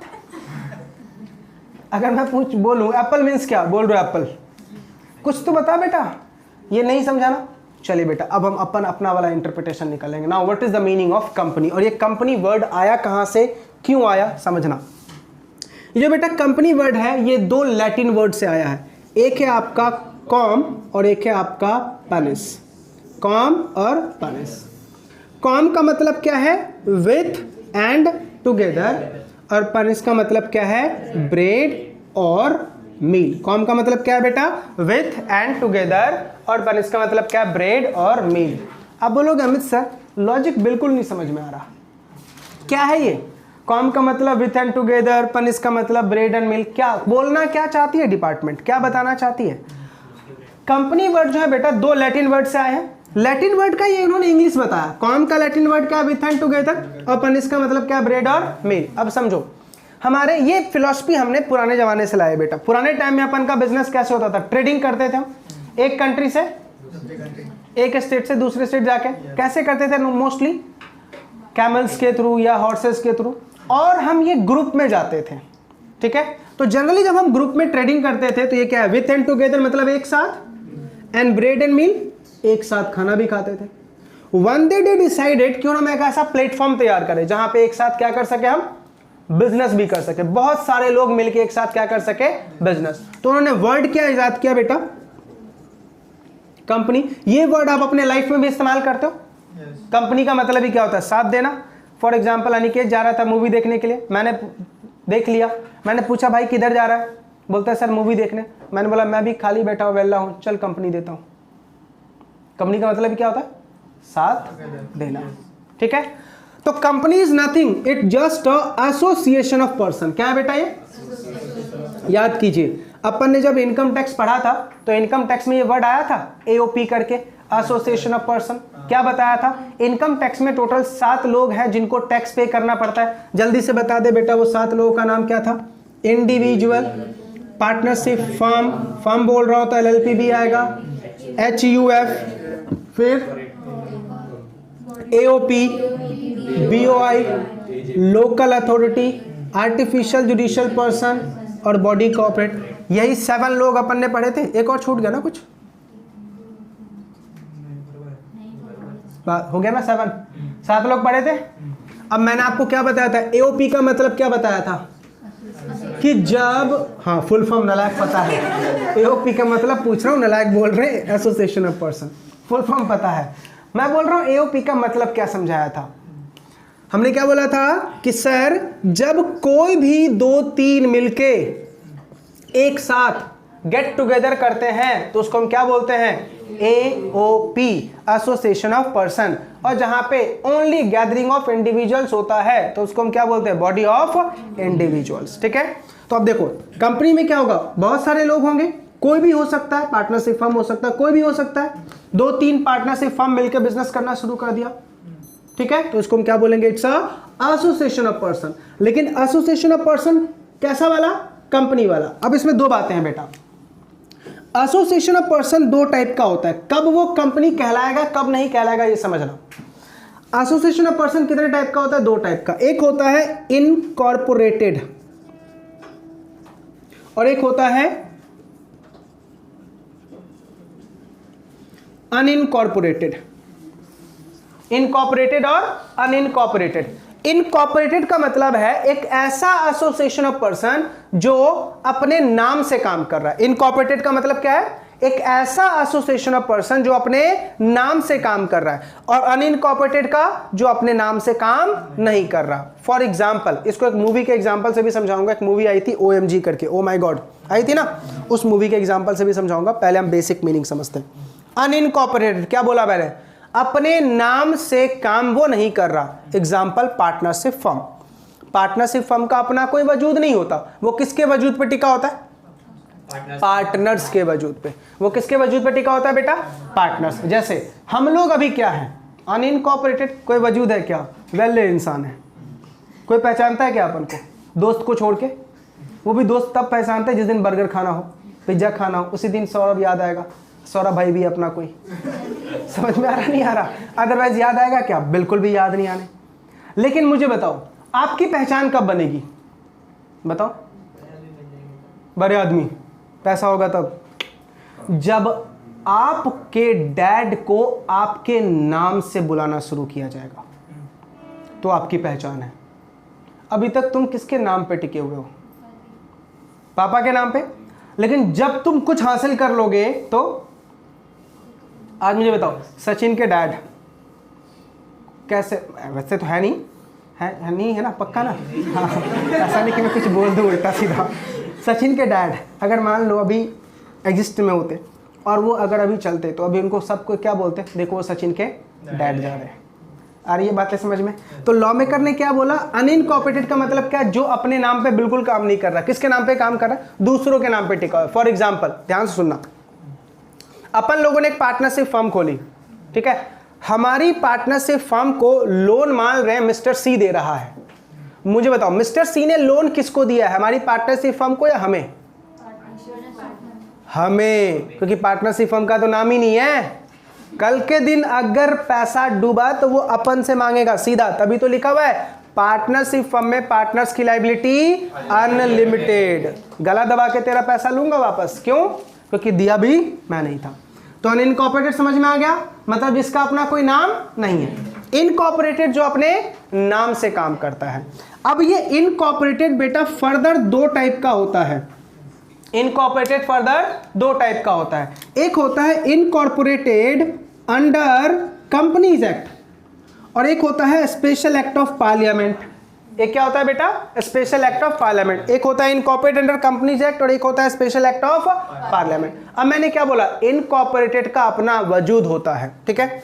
अब ओ माय गॉड मूवी याद करो बेटा, वहां पे जब उसने भगवान के ऊपर केस फाइल किया था परेश रावल जी ने, तो उसके बाद आपने देखा था एक प्रोविजन, वो वकील को कैसे समझाया था? वो अपना केस खुद लड़ रहे थे तो उन्होंने वकील को कैसे समझाया कि सर मान ले तेरे घर में अगर रिलायंस की इलेक्ट्रिसिटी लगी हुई है और कल के दिन अगर वो खराब हो जाए तो तुम क्या किसको कॉल करोगे?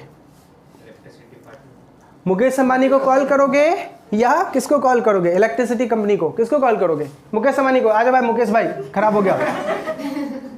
ऐसा कि मुकेश भाई आ जाओ, खराब है हमारा इलेक्ट्रिसिटी, ठीक कर देना। नहीं ना। इसका मतलब क्या है? आपने इलेक्ट्रिसिटी किसका लगा रखा है? रिलायंस का ना। तो मैं केस भी किसको फाइल करूंगा? रिलायंस को ही बोलूंगा ना। समझ में आ रहा नहीं आ रहा? तब परेश रावल जी मैंने क्या बोला? मैंने चंदे कहाँ चढ़ाए थे? मंदिर में ना। तो मैं केस भी किसके ऊपर फाइल करूं? मंदिर के ऊपर ना। समझ में आ रहा नहीं आ रहा? मंदिर के एजेंट जो भी है, पुजारी। तो ध्यान से देखो, अपन ने क्या बोला? इनकॉर्पोरेटेड का मतलब का जिसका अपना खुद का वजूद है। अब ये 2 तरीके से, under companies act, under special act of parliament. Companies act का मतलब क्या है कि आपका रजिस्ट्रेशन कहां हुआ है? कंपनीज एक्ट में, ठीक है। अब कौन सी कंपनी एक्ट में? चाहे ये वाली 2013 वाली या इससे पहले वाली, ठीक है। स्पेशल एक्ट ऑफ पार्लियामेंट का मतलब क्या है? आपके लिए पार्लियामेंट ने अलग से लॉ बनाया, आपके लिए पार्लियामेंट ने क्या बनाया? अलग से लॉ बनाया। अब ऐसी कौन कौन सी ऑर्गेनाइजेशन है जो सैप के थ्रू आती है, स्पेशल एक्ट ऑफ पार्लियामेंट? आप मुझे बताओ, आपसे किसी ने पूछा बेटा कौन सा कोर्स कर रहे हो, तो क्या बोलोगे? CS। लेकिन गलती से अगर ये पूछ दे तुम्हें कि बेटा बताइयो ये तेरी जो इंस्टीट्यूट है ना CA, CS या CMA, ये कौन से फॉर्म में बिजनेस कर रही है, तो क्या बोलोगे? Special act of parliament. कैसे पता चला? क्योंकि बेटा अपने इंस्टीट्यूट की जो मॉड्यूल आती है ना, उसके कवर पेज पे देखना लिखा होता है A statutory body incorporated under special act of parliament, यानी आपकी इंस्टीट्यूट कंपनी के फॉर्म में काम कर रही है। कौन सी company? Special act of parliament. तो ऐसी कौन कौन सी है बेटा? CA, CS, CMA, LIC, ये सब किसके थ्रू आई है? स्पेशल एक्ट ऑफ पार्लियामेंट के थ्रू। करेक्ट है। अब बताओ, अब समझ में आया कंपनी का मतलब क्या है? अब हम क्या बोलेंगे? Company is a association of person. कौन सा वाला? इनकॉर्पोरेटेड। क्या ये आएगा? नहीं, ठीक है। अब चलो, अब लॉ मेकर जो बोलना चाहते थे वो क्या बोलना चाहते थे? उन्होंने क्या बोला? कंपनी मीन्स वो बोल रहे थे बेटा इस कंपनी को तू क्या पढ़? AOP। क्या पढ़ना है तुम्हें? AOP। अब उनको तो पता है कि VR, हम लोग क्या है बेटा? क्या बोलते हैं उसको जो सब कुछ जानता है ना? पंडित, ज्योतिषी। अपन को पहले CS करने से पहले क्या सीखना पड़ेगा? ज्योतिषी। क्यों? MCA कोई चीज डीम्ड बोलता है ना, वो बोल रहा है बेटा तू समझ लियो। समझा? कंपनी मीन्स अ कंपनी, समझ लेना कि वो क्या है? AOP। हमें सपने आएंगे। Company means a company. अब ये क्या लिखा बेटा? इनकॉर्पोरेटेड मतलब रजिस्टर्ड। ठीक। एग्जाम में क्या लिख के आओगे? कंपनी मीन्स अ AOP। गलती से मत लिख के आना, उनका ईगो हर्ट हो जाएगा। क्या लिख के आओगे? Company means a company, bracket में चाहो तो लिख दो that is association of person. कैसा?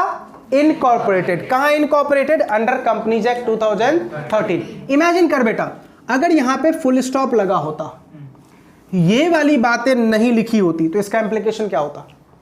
सोचो, अगर ये और एनी अदर प्रीवियस लॉ नहीं लिखा होता, तो मुझे बताओ टाटा, रिलायंस, सत्यम, इन्फोसिस, महिंद्रा, ये सब तो 1956 के लॉ को फॉलो करके बनी है। तो कहना इसे जितनी भी कंपनी 1956 के लॉ को फॉलो करके बनी है, they are the child of 1956 act. समझ में आ रहा? अब ये क्या है? मम्मी, और ये क्या है? बच्चे।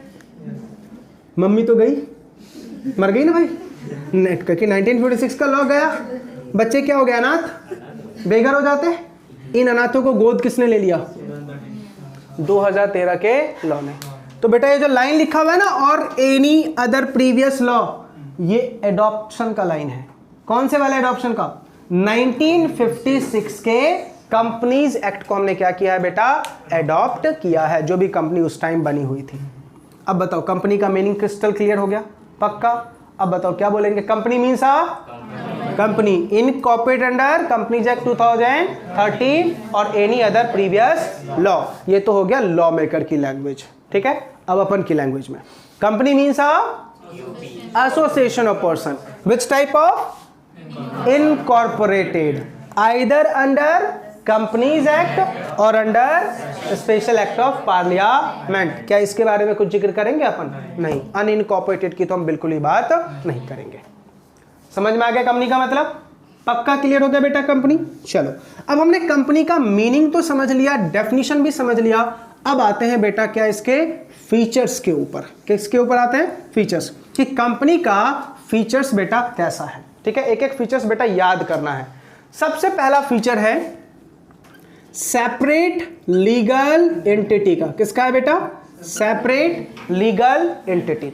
सेपरेट लीगल एंटिटी का मतलब होता है कि कंपनी अपने मेंबर से बिल्कुल अलग है। कंपनी अपने मेंबर से बिल्कुल अलग है, कंपनी अपना अलग से ही काम करती है। This is called separate legal entity. Company का अपने मेंबर से बिल्कुल ये अलग है। अब ये कंसेप्ट क्यों आया? इस कंसेप्ट के पीछे एक बहुत बड़ा बेटा बैकग्राउंड है।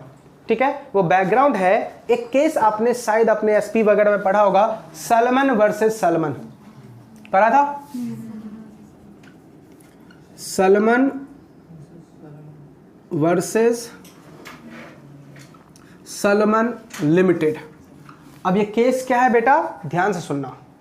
एक्चुअली ये केस बेटा इंडियन कंसेप्ट नहीं है, बाहर का केस है। हुआ क्या था सुनो, एक पर्सन था मिस्टर सलमन, इसके पास बूट मैन्युफैक्चरिंग की बिजनेस थी। बूट समझते हो? जो नहीं समझता ना बेटा बिल्कुल अपना चेहरा मत दिखाना, मान लो समझ में आता। बूट नहीं पता? पता है ना सबको? किसको नहीं पता जरा ईमानदारी से हाथ खड़े कर जाओ। कोई भी ऐसा बच्चा जिसको बूट नहीं पता? बेटा इनका बूट मैन्युफैक्चरिंग का क्या था, बिजनेस था। मतलब वो शूज आता है ना बेटा बड़े बड़े वाले, तो बूट मैन्युफैक्चरिंग का क्या था बेटा, बिजनेस था इनका। अब ध्यान से सुनना, ये बिजनेस इनका सोल प्रोप्राइटर के फॉर्म में था। किस फॉर्म में था? सोल प्रोप्राइटर के फॉर्म में था। इन्होंने सोचा कि मैं इस बिजनेस को कंपनी में कन्वर्ट करूं। किस में कन्वर्ट करूं? कंपनी में। तो इन्होंने क्या किया, अपने ही नाम पे कंपनी बना ली। नाम क्या रखा? Solomon limited. Solomon limited. अब मुझे बताओ, इतना तो पता होगा, लिमिटेड वर्ड है मतलब पब्लिक कंपनी है, और पब्लिक कंपनी का एक फीचर होता है कि कम से कम 7 मेंबर होनी चाहिए और कम से कम 3 डायरेक्टर होने चाहिए। ये इंसान इतना लक्की था ना, खुद की फैमिली ही 7 लोगों की थी। ठीक है, खुद, वाइफ, डॉटर और 4 नलायक्स, मतलब 4 सन थे बेटा, 4 लड़के। करेक्ट है? अब देखो, खुद हो गया, वाइफ, डॉटर और 4 बच्चे, हो गए 7। ठीक है, इसने क्या किया, मेजर होल्डिंग अपने पास रखा और इन सबको 1-1 पाउंड के शेयर्स दिए। समझा? मतलब वो सिर्फ क्या करना चाहता था, लॉ की कंप्लायंस। ठीक है, अब क्यों करना चाहता था आगे सब समझ में आएगा। अब भाई 3 डायरेक्टर भी चाहिए, खुद बन गया कंपनी का एमडी और अपने 2 चिल्लरों को बना दिया डायरेक्टर। हो गया 3, लॉ की कंप्लायंस पूरी। अब ध्यान से देखो, पूरा गेम देखना इसका। इसने अपनी बूट मैन्युफैक्चरिंग की कंपनी को सेल किया सोलोमन लिमिटेड को। किसको सेल किया? बूट मैन्युफैक्चरिंग की। कब, कितने में? 38,782 पाउंड्स में। ठीक है, अब देखो पैसा कैसे कैसे लिया। 20,000 का अनसिक्योर्ड डिबेंचर लिया, सॉरी 20,000 का सिक्योरिटी यानी इक्विटी लिया, 10,000 का अनसिक्योर्ड डिबेंचर लिया और 8,782 पाउंड्स का कैश ले लिया। ऐसे पेमेंट ले लिया। करेक्ट है? अब कंपनी बेटा चलनी शुरू हो गई। एक बात मुझे बताओ, सोलोमन लिमिटेड नाम से कुछ पता चल रहा किस टाइप की कंपनी होगी? कुछ पता चल रहा नाम से? जैसे अगर मैं बोल रहा हूं टाटा कंसल्टेंसी, पता चल रहा है ना भाई, कंसल्टेंसी में है। टाटा ऑटोमोबाइल्स, पता चल रहा है ना ऑटोमोबाइल में है। समझा? अगर मैं सीधा ये बोलूं सोलोमन लिमिटेड, कुछ पता चल रहा? नहीं। इसी वजह से बेटा धोखा हुआ था। अब ध्यान से देखना, हुआ क्या, जब कंपनी चली तो कंपनी को और फंड की जरूरत पड़ी। कंपनी ने 8,000 रुपीज मार्केट से उठा लिए और ये अनसिक्योर्ड था बेटा। ये क्या था? अनसिक्योर्ड। 8,000 रुपए तक का पाउंड्स कहां से उठा लिया? मार्केट से। और ये क्या था? अनसिक्योर्ड था। करेक्ट है? अब मुझे बताओ, कंपनी तो घर की ही खेती थी, बाहर वाले तो कोई थे नहीं। कंपनी ज्यादा दिन नहीं चली बेटा, वो कहां चली गई? लिक्विडेशन में। जब लिक्विडेशन में गया तो कंपनी के एसेट्स को सेल किया गया। एसेट से अमाउंट रिकवर हुआ ओनली 6,050। अब मुझे बताओ, कंपनी की देनदारी कितनी थी? 10,000 का ये सिक्योर्ड डिबेंचर और 8,000 का ये अनसिक्योर्ड। लेकिन कंपनी के एसेट को बेचने से पैसा कितना आया? ओनली 6,050। तो क्रेडिटर्स ने क्या बोला, बाहर वालों ने, कि सर चूंकि ये सोलोमन की ही कंपनी है, सोलोमन ही इसका सोल करता धरता है, ठीक है, तो ये पूरा का पूरा 6,050 हमें मिलना चाहिए। सोलोमन क्या बोल रहा है? नहीं, कंपनी लॉ में ऐसा रूल नहीं है। सबसे पहला पैसा मिलता है सिक्योर्ड वालों को, और मेरा जो डिबेंचर है वो क्या है? सिक्योर्ड है, तो ये पूरा पैसा मुझे मिलना चाहिए। ठीक है, बहस हो गई किसमें बेटा? क्रेडिटर्स में और सोलोमन में। तो केस फाइल कर दिया गया। ठीक है, जब केस गया कोर्ट में तो हाउस ऑफ लॉर्ड ने क्या बोला, सॉलोमन इज राइट। क्यों पूछा, बेटा भाई इधर सुनिए जरा, अनसिक्योर्ड वाले, तूने पैसा किसको दिया था, सॉलोमन लिमिटेड को या मिस्टर सॉलोमन को? किसको दिया था? सॉलोमन लिमिटेड को ना। पैसा किससे मांगेगा तू? लिमिटेड से ना। लिमिटेड के पास सिर्फ कितना है? 6,050। और लिमिटेड मजबूर है पैसा देने के लिए सबसे पहले किसको? सिक्योर्ड वालों को। 10,000 अनसिक्योर्ड है कि सिक्योर्ड? सिक्योर्ड है बेटा, सॉरी ये सिक्योर्ड है, ये अनसिक्योर्ड है। ठीक है, तो पहले मुझे पैसा किसको देना है? सिक्योर्ड वालों को। तो हम सबसे पहले पैसा किसको देंगे? सिक्योर्ड वालों को। देखा सॉलोमन का गेम। अब मुझे बताओ इस केस में थोड़ा सा फ्लो है या नहीं है? क्या फ्लो है कि बेटा देखा जाए सॉलोमन लिमिटेड, अगर सॉलोमन लिमिटेड से नाम से आपने कंपनी बनाई तो ये कंपनी लॉ के अगेंस्ट ही है ना। कंपनी लॉ क्या बोलता है? आपके नाम में आपका ऑब्जेक्ट दिखना चाहिए। ठीक है, चलो ये बहुत पुराना केस है, चलेगा, उस टाइम के लिए चल सकता है, लेकिन अभी के लिए बिल्कुल भी नहीं। समझा? तो इसी केस लॉ ने क्या प्रूव करके दिखा दिया? कंपनी अलग है मेंबर से। No doubt Solomon is the member, Solomon is the MD, but आपने लोन मिस्टर सॉलोमन को थोड़ी दिया था। किसको दिया था? सॉलोमन लिमिटेड को दिया था। तो आप वसूल भी किससे करोगे? सॉलोमन लिमिटेड से। आप मुझे बताओ, कंपनी की सेपरेट लीगल एंटिटी है, ये कंपनी का फीचर है, अच्छा फीचर है या बुरा फीचर है? बहुत ही बुरा फीचर है। क्यों? इससे सारे के सारे प्रमोटर बच जाते हैं, है कि नहीं? बड़ा से बड़ा स्कैम कर देगा प्रमोटर और क्या बोलेगा? कंपनी डूब गई। क्या हम प्रमोटर से मांगते हैं? किससे सिर्फ लेना पड़ता है? ओनली कंपनी से। तो ये देखा जाए प्रमोटर को तो सबसे पहले ऑफिसर इन डिफॉल्ट के लिस्ट में आना चाहिए। जो भी जिम्मेदारी हो सब किसकी बेटा? पहला पॉइंट सबको क्लियर हो गया? Solomon limited, sorry separate legal entity. ठीक है, चलो अब हम सेकंड पॉइंट पढ़ रहे हैं बेटा। सेकंड जो फीचर है कंपनी का वो है company as a person. Second feature क्या है बेटा? Company as a person. Company क्या है बेटा? पर्सन की डेफिनेशन में आती है। कंपनी किसकी डेफिनेशन में आती है? पर्सन। कैसी वाली person? Artificial person. Company natural person नहीं है। कंपनी कैसी वाली पर्सन है बेटा? आर्टिफिशियल पर्सन है। ठीक है, अब आर्टिफिशियल पर्सन कौन होता है? आर्टिफिशियल पर्सन कौन होता है? जो बाय बर्थ नहीं आता, जिसको क्रिएट किया जाता है। जब हमने पढ़ा था ना तो हमारी मैडम ने, जब 12th क्लास की बात कर रहा हूँ, CS की बात नहीं, 12th क्लास में जब हमने पढ़ा था ना कंपनी, हमारी मैडम ने क्या बताया था? एक ऐसा पर्सन जिसके हाथ ना हो, आँख ना हो, कान ना हो, मुंह ना हो, वो क्या कहलाते हैं बेटा? आर्टिफिशियल कहलाते हैं। समझ में आ रहा नहीं आ रहा? लेकिन अपन को कैसे याद रखना बेटा? एक ऐसा पर्सन जिसको बनाया जाता है, जिसको क्रिएट किया जाता है, वो क्या कहलाता है बेटा? Artificial person. तो कंपनी पर्सन है लेकिन कैसा वाला? Only artificial. ये नेचुरल पर्सन बिल्कुल भी नहीं है। ये कैसा पर्सन है बेटा? आर्टिफिशियल। चलो बताओ हम लोग कैसे हैं? नेचुरल। अच्छा, क्या हम लोग सिटीजन हैं? हाँ है, मान लेते हैं अपन हैं ही। क्या कंपनी सिटीजन है? कंपनी सिटीजन है? नहीं, कंपनी बेटा सिटीजन नहीं है। क्यों? क्योंकि सिटीजनशिप एक्ट 1955 क्या बोलता है कि अगर तुझे सिटीजन होना है तो बर्थ लेना पड़ेगा। और कंपनी का बाय बर्थ हुआ है क्या? तुम्हारे पास बर्थ सर्टिफिकेट होनी चाहिए। कंपनी के पास बर्थ सर्टिफिकेट है? नहीं है ना, तो company can not be called as a citizen. लेकिन बेटा इसका एक प्रॉब्लम हो गया।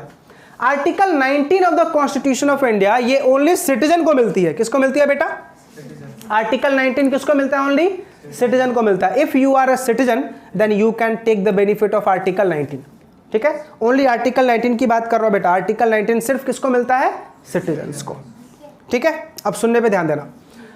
सर आर्टिकल 19 का बेनिफिट कंपनी लेना चाहते हैं तो उसको सिटीजन बनना पड़ेगा। अब इंडस्ट्री क्या बोल रही है? नहीं नहीं, कंपनी को सिटीजन बोलो, क्योंकि सिटीजन नहीं बोलोगे तो उसको आर्टिकल 19 का बेनिफिट नहीं मिलेगा। अब आप सोचे पड़ गए सर आर्टिकल 19 में ऐसा क्या लिखा है जो इंडस्ट्री बोल रही है? सर नहीं नहीं, सिटीजन बोलो। बेटा आर्टिकल 19 में अपन के कुछ स्पेशल राइट्स हैं। Right to freedom. क्या है?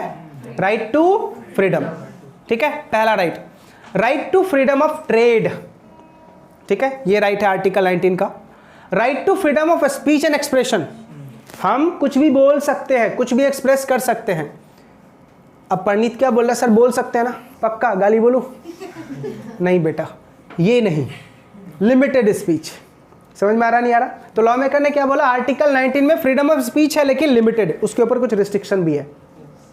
नेक्स्ट है right to decide in any part of the territory of India, right to assemble without arms and emission, gathering कर सकते हैं बिना आर्म्स एंड एमिशन के। मुझे बताओ, अभी अपन ने क्लास में गैदरिंग ही तो किया है, लेकिन क्या आर्म्स एंड एमिशन लेके बैठे हैं? अमित सर, बस कोई प्रोविजन गलत बताओ, वहीं से शूट करूंगा मैं, ऐसा है क्या? नहीं ना, हम गैदरिंग कर रखे लेकिन विदाउट आर्म्स एंड एमिशन।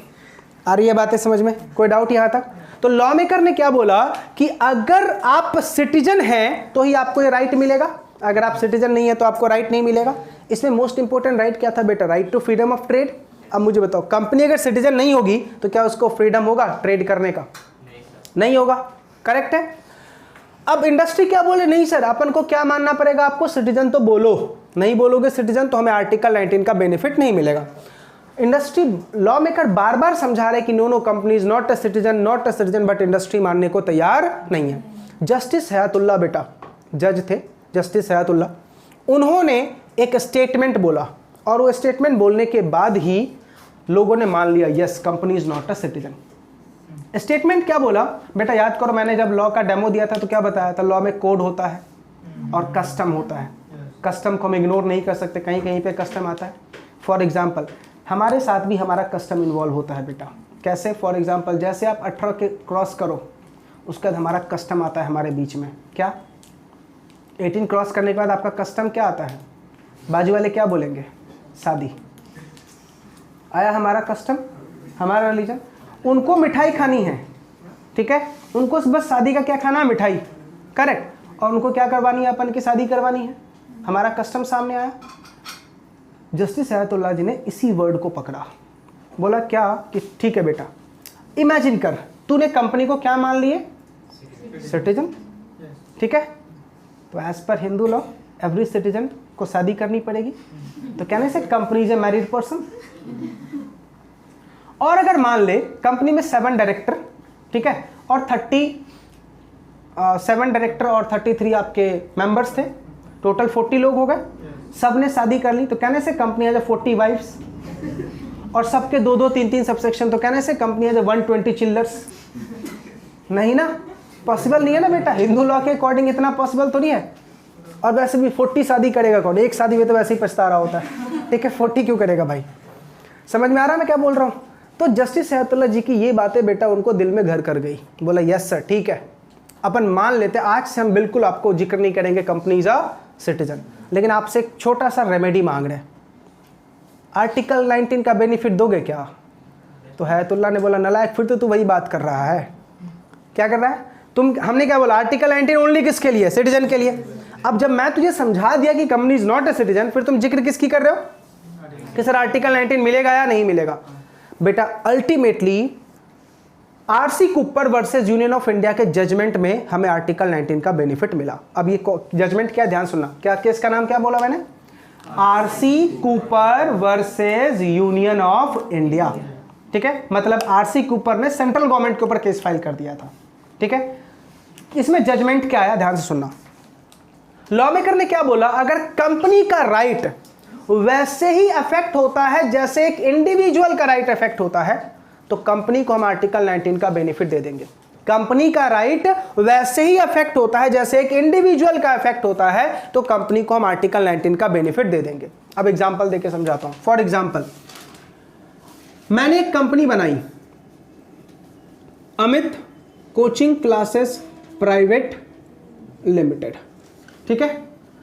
अब उस कोचिंग क्लासेस के आप सब मेंबर बेटा, यानी आप सब ने पैसा लगाया, देखा जाए तो पैसा इन मेंबर्स का लगा हुआ है, बस नाम ये यूज किया गया है, ठीक है। अब मुझे बताओ, अगर गवर्नमेंट ये बोल दे कि नहीं नहीं अमित कोचिंग क्लासेस चल ही नहीं सकती, क्यों नहीं चल सकती? क्योंकि ये नालायक वैसा इंसान है जो गवर्नमेंट के अगेंस्ट रहता है, इसको निकालो बाहर, ठीक है, इसको बाहर निकालो, ये चल नहीं सकती क्लासेस। एक बात मुझे बता, बंद तो बेटा ये हुआ ना, अल्टीमेटली राइट किसका अफेक्ट हो रहा?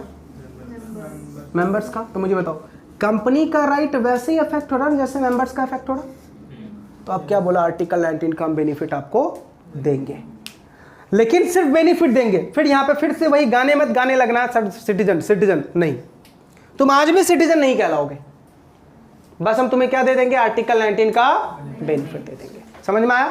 तो आर्टिकल 19 का बेनिफिट कब मिलेगा, जब हमारा राइट वैसे ही अफेक्ट हो रहा है जैसे एक इंडिविजुअल का अफेक्ट होता है, तो हमें आर्टिकल 19 का बेनिफिट मिलेगा, अदरवाइज आर्टिकल 19 का बेनिफिट नहीं मिलेगा। ठीक है, चलो रिकैप करते हैं। अपन ने क्या बोला, क्या कंपनी पर्सन है?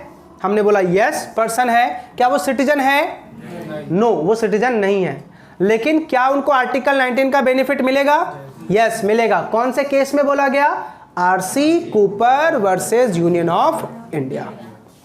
करेक्ट है। चलो अब बात करते हैं, क्या कंपनी की नेशनैलिटी है? क्या कंपनी की, अब देखो अपन सिटीजन है, अपन सबसे पहले इंडिविजुअल है, सिटीजन भी है। क्या हमारी नेशनैलिटी है? यस। क्या कंपनी की नेशनैलिटी है? लॉ मेकर ने बोला यस यस, इसमें तो कभी मत बोलना नो। क्यों? क्योंकि बेटा टैक्स कैसे लगता है? रेजिडेंशियल स्टेटस के ऊपर। समझ में आ रहा? इसी वजह से लॉ मेकर ने क्या बोला, बेटा इसमें तो हम बिल्कुल मना नहीं करेंगे, होगा भी तो भी मना नहीं करेंगे, हम तुम्हारा मोस्ट वेलकम है, because you will be a national, हो गए तभी तो हम क्या लगाएंगे आपके ऊपर, टैक्स। आ रही है बातें समझ में? पक्का तीनों पॉइंट क्लियर हो गया? हमने क्या क्या पढ़ लिया बेटा? सबसे पहला फीचर क्या पढ़ा हमने, कंपनी की सेपरेट लीगल एंटिटी है। दूसरा फीचर हमने क्या पढ़ा, कंपनी पर्सन है, सिटीजन नहीं है, बट इसका नेशनैलिटी है। नेशनैलिटी क्यों है? Just because of taxation purpose, just because of taxation purpose. Third feature है बेटा परपीचुअल।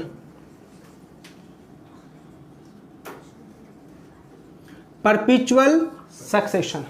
परपीचुअल सक्सेशन का मतलब क्या होता है, कंपनी के मेंबर आए या जाए कोई फर्क नहीं पड़ता, कंपनी कंटिन्यू चलती ही रहेगी। पार्टनरशिप में क्या होता है, पार्टनर चले गए तो पार्टनरशिप बंद, लेकिन यहां पे ऐसा कुछ भी नहीं होगा। ठीक है, एक बार एग्जाम में क्वेश्चन पूछा था बेटा, एक जनरल मीटिंग, उस जनरल मीटिंग में टोटल 3000 मेंबर्स आए। ठीक है, डायरेक्टर भी 12 के 12 प्रेजेंट थे। ठीक है, बॉम्ब ब्लास्ट हो गया, कंपनी का क्या होगा?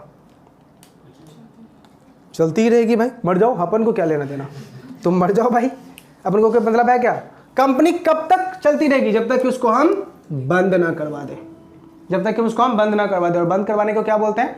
Winding up. आ रही है बातें समझ में? पक्का? तो फिर वहां पे दिल मत लगा लेना एग्जाम में कि सर 3000 मेंबर थे, दुखद घटना हो गई, सब मर गए तो कंपनी बंद हो जाएगी। समझ में आ रहा नहीं आ रहा? दिल बिल्कुल नहीं लगाना है। और एक बात और हमेशा याद रखना बेटा, लॉ में दिल बिल्कुल नहीं, ओनली दिमाग। जिधर दिल लगाओगे उधर फंस जाओगे। नेक्स्ट आता है बेटा पॉइंट नंबर 4, परपीचुअल सक्सेशन समझ में आ गया? Point number 4, separate property.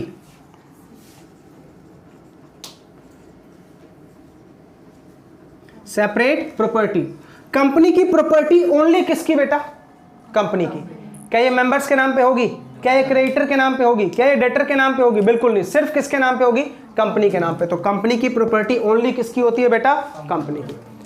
पांचवा बहुत इंपॉर्टेंट प्रोविजन,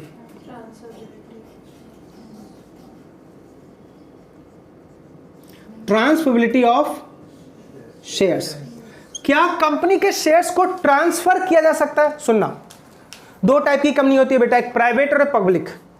प्राइवेट कंपनी के शेयर्स ट्रांसफर के ऊपर रिस्ट्रिक्शन होता है, कर सकते हो बट रिस्ट्रिक्शन होता है, और ये रिस्ट्रिक्शन प्राइवेट कंपनी के आर्टिकल में लिखा होगा, या फिर प्राइवेट कंपनी के शेयर्स का ट्रांसफर होगा as per the direction provided by the board of director. चलो दोबारा, हम क्या बोल रहे हैं? प्राइवेट कंपनी के शेयर्स ट्रांसफर के ऊपर रिस्ट्रिक्शन होता है, दो टाइप के रिस्ट्रिक्शन, आर्टिकल के प्रोविजंस के अकॉर्डिंग जाओगे या फिर आपको बोर्ड ऑफ डायरेक्टर गाइड करेगा। ठीक है सर, हमने आर्टिकल में भी कुछ नहीं लिखा, बोर्ड ऑफ डायरेक्टर भी कुछ नहीं बोल रहा, तो क्या करें? तो लॉ मेकर ने बोला फिर जनरल लॉ अप्लाई करो।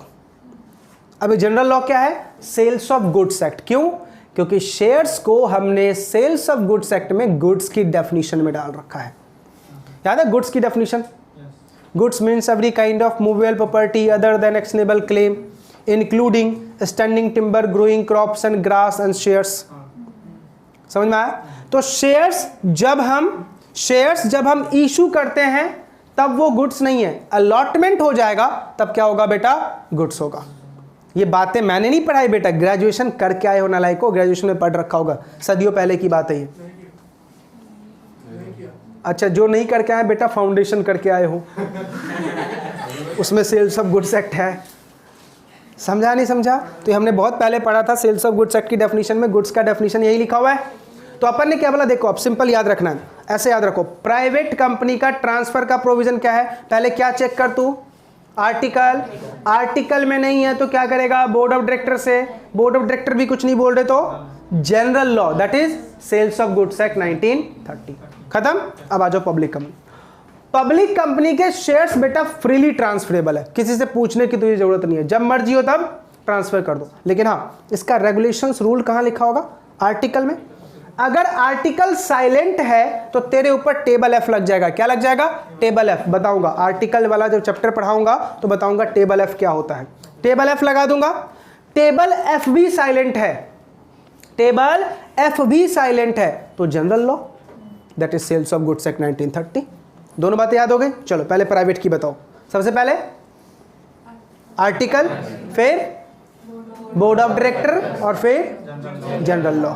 और पब्लिक कंपनी में पहले फ्रीली ट्रांसफरेबल, प्रोविजन कहां से देखेंगे, आर्टिकल, आर्टिकल साइलेंट है तो टेबल एफ, और टेबल एफ भी साइलेंट है तो जनरल लॉ।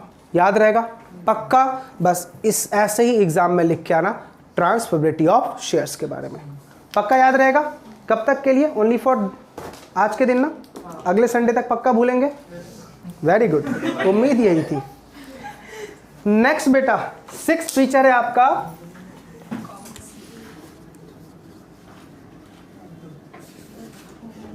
Common seal. अब कंपनी क्या है बेटा, आर्टिफिशियल पर्सन है, तो इसका क्या होता है अपना एक कॉमन सील, क्योंकि इसके पास हैंड तो है नहीं जो साइन करेगा। तो भाई जब ये किसी के साथ कांटेक्ट करेगा तो कुछ तो हमारे पास प्रूफ होना चाहिए, तो ये क्या लगाता है अपना कॉमन सील, ठीक है। कॉमन सील बेटा आप स्टैंप बोल सकते हो इसको, लेकिन ये रबर स्टैंप नहीं होता बेटा, ये अलग से होता है, ये लोहे का होता है, ठीक है। जब आप कंपनी वगैरह में काम करने के लिए जाओगे तब आपको देखने को मिलेगा। बट ध्यान से 2013 का लॉ ये बोलता है common seal is not mandatory for every instrument, हर एक इंस्ट्रूमेंट के लिए कॉमन सील का होना जरूरी नहीं है। कुछ लिमिटेड ऐसे इंस्ट्रूमेंट है जिसके ऊपर क्या लगेगा, कॉमन सील लगेगा, जैसे शेयर सर्टिफिकेट हो गया, मर्जर अमलगमेशन का कॉन्ट्रैक्ट हो गया, डिबेंचर हमने इशू किया, तो इन सब के ऊपर क्या लगता है, कॉमन सील। चलो यहां तक पहला बताओ। First feature separate legal entity, second feature company as a person, citizen है, सिटीजनशिप का बेनिफिट मिलेगा, आर्टिकल ये नेशनैलिटी है, यस, परपेचुअल सक्सेशन मतलब मेंबर आए या मेंबर जाए कोई फर्क नहीं पड़ता, कंपनी कंटिन्यू चलती रहेगी। सेपरेट प्रॉपर्टी मतलब कंपनी की प्रॉपर्टी सिर्फ कंपनी के नाम पे।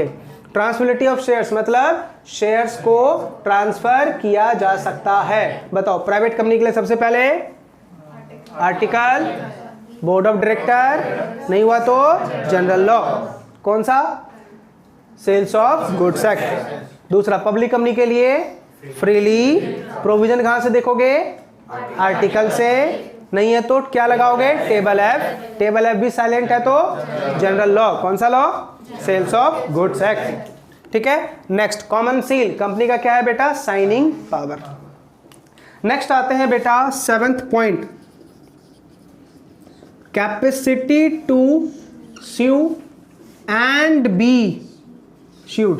इसका मतलब पता है क्या है, कंपनी केस फाइल कर सकती है और किसी को केस फाइल करना है तो कंपनी के नाम पे, इसका मतलब यह है।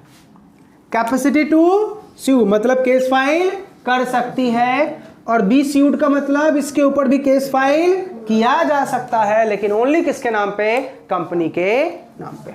करेक्ट है। नेक्स्ट फीचर है बेटा कॉन्ट्रैक्चुअल राइट। नेक्स्ट क्या आपका, कॉन्ट्रैक्चुअल राइट। इसका मतलब क्या है कि सर कंपनी जैसे ही इनकॉर्पोरेट हो जाएगी, जैसे ही रजिस्टर्ड हो जाएगी, अब इनके पास क्या आ जाएगा, कॉन्ट्रैक्चुअल राइट आ जाएगा। अब ये किसी के साथ भी क्या कर सकती है, कॉन्ट्रैक्ट कर सकती है। अब इनका कॉन्ट्रैक्ट करने का जो गाइडलाइन होगा वो अपन को इंडियन कॉन्ट्रैक्ट एक्ट वाला अपना लेंगे, लेकिन ये किसी के साथ क्या कर सकती है बेटा, कॉन्ट्रैक्ट कर सकती है। 9th point limitation. Limitation of action. बेटा इंडियन कंपनी हो या फॉरेन कंपनी हो, एक बार रजिस्टर्ड हो गई वो कॉन्ट्रैक्ट कर सकती है, लेकिन फॉरेन कंपनी का गाइडलाइन होता है कि आपको कंपनी लॉ तो करना ही करना है, साथ में फेमा भी अप्लाई करना है, फॉरेन एक्सचेंज मैनेजमेंट एक्ट भी फॉलो करना है, क्योंकि जैसे ही हमारा नाता फॉरेन कंपनी के साथ होता है वो फेमा लगेगा। ठीक है। और दूसरी बात, मैं बेटा बार बार कंपनी बोल रहा हूं, क्या मैंने डोमेस्टिक बोला, क्या मैंने फिरंगी बोला, तो ये माइंड में ख्याल ही नहीं आना चाहिए कि कंपनी लॉ सिर्फ डोमेस्टिक के ऊपर लगेगा, फिरंगी के ऊपर। जितनी भी कंपनी इंडिया में रजिस्टर्ड है सबके ऊपर कंपनी लॉ लगेगा, चाहे वो डोमेस्टिक हो या फिरंगी हो। अब ध्यान से, लिमिटेशन ऑफ एक्शन, कंपनी को क्या करना है ये कहां लिखा होगा? उनके मेमोरेंडम ऑफ एसोसिएशन में, उनके आर्टिकल ऑफ एसोसिएशन में, उसके बियॉन्ड वो बिल्कुल भी नहीं जा सकते। अगर गया तो इसको पता क्या बोलते हैं?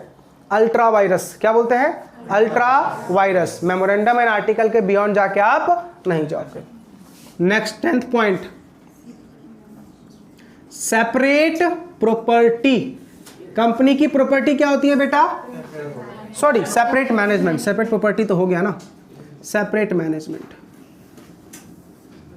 अब देखो, ऐसा लॉ मेकर ने क्यों बोला कंपनी का सेपरेट मैनेजमेंट है? एक बात मुझे बताओ, कंपनी में पैसा लगाने वाला इंसान कौन? इन्वेस्टर। लेकिन मैनेज करने वाला इंसान कौन? Board of director. क्या इन्वेस्टर खुद मैनेज कर रहे हैं? नहीं। इसी वजह से लॉ मेकर ने क्या बोला? कंपनी का क्या है? Separate management. क्यों? क्योंकि कंपनी में पैसा लगाने वाला इंसान मैनेज नहीं कर रहा, उसने किसी को अपॉइंट कर रखा है। जिस पर्सन को अपॉइंट कर रखा है they are called as director. इसलिए हम क्या बोलते हैं? It is a separate management. आ गया समझ में? नेक्स्ट, लास्ट बेटा, voluntarily association of profit.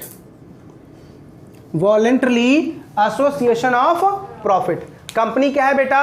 Voluntarily association of profit है। क्या कंपनी किसी को फोर्स करेगी कि बेटा आजा मेरी कंपनी का मेंबर बन? नहीं ना। क्या टाटा ने कभी फोर्स किया? रिलायंस ने कभी फोर्स किया? नहीं। आपकी मर्जी, आप आना चाहते हैं आइए, जाना चाहते हैं जाइए। तो हम क्या बोलते हैं? It is a voluntarily association of profit. इस बात को अच्छे से याद रखना, दूसरे या तीसरे लेक्चर में मैं इस बात को पूछूंगा और फिर देखता हूं कितनों को याद आ रहा है। क्या? Voluntarily association of profit. चलो आ जाओ बेटा, फटाफट इसके फीचर पढ़ ले। पहला क्या है? Separate legal entity, company as a person, perpetual succession, separate property, transferability of shares, common seal, capacity to sue and be sued, contractual right, limitation of action, separate management, voluntary association of profit। बताओ, अगर ये features है तो drawback भी है कहीं ना कहीं, है नहीं? अगर ये फीचर्स हैं तो कहीं ना कहीं क्या है बेटा? ड्रॉबैक भी है। सेपरेट मैनेजमेंट, इन्वेस्टर ने पैसा लगा दिया, मैनेजमेंट नल्ला निकला, अब क्या होगा? मैनेजमेंट अगर नल्ला निकला तो क्या होगा बेटा? डूब जाएगी ना कंपनी। तो देखा जाए तो सेपरेट मैनेजमेंट ड्रॉबैक भी हो गया, हुआ ही नहीं हुआ? दूसरा हमने क्या बोला? Perpetual succession. अब एग्जांपल दिया, सारे डायरेक्टर मर गए, सारे मेंबर बन गए, मर गए, फिर भी आप क्या बोल रहे हो? कंपनी चलती रहेगी। किसके साथ? भूतों के साथ। किसके साथ चलेगी भाई? भूतों के साथ नहीं ना। अपन को क्या करना पड़ेगा? कुछ लोगों को अपॉइंट करना पड़ेगा, फिर बंद कर दे। आ रही है बातें समझ में या नहीं? तो जितने भी बेटा फीचर्स है उतने क्या ड्रॉबैक भी। अब मुझे बताओ, कंपनी को रजिस्टर करवाना क्या ऐसे इजीली है? कितने सारे टेक्नोलॉजीज होंगे, कितने सारे डॉक्यूमेंट्स होंगे, कितने फॉर्म्स होंगे। अभी धीरे धीरे पता चलेगा क्या क्या है, इनकॉर्पोरेशन कैसे होता है, वाइंडिंग अप कैसे होती है, ये सारी बातें हम सीखेंगे।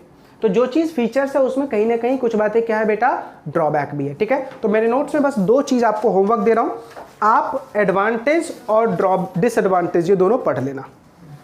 ठीक है, पढ़ लेंगे। चलिए, company, weather company is citizen और नॉट, समझा दिया? कंपनी सिटीजन है? क्यों नहीं है? किसने बोला था? कौन सा केस था?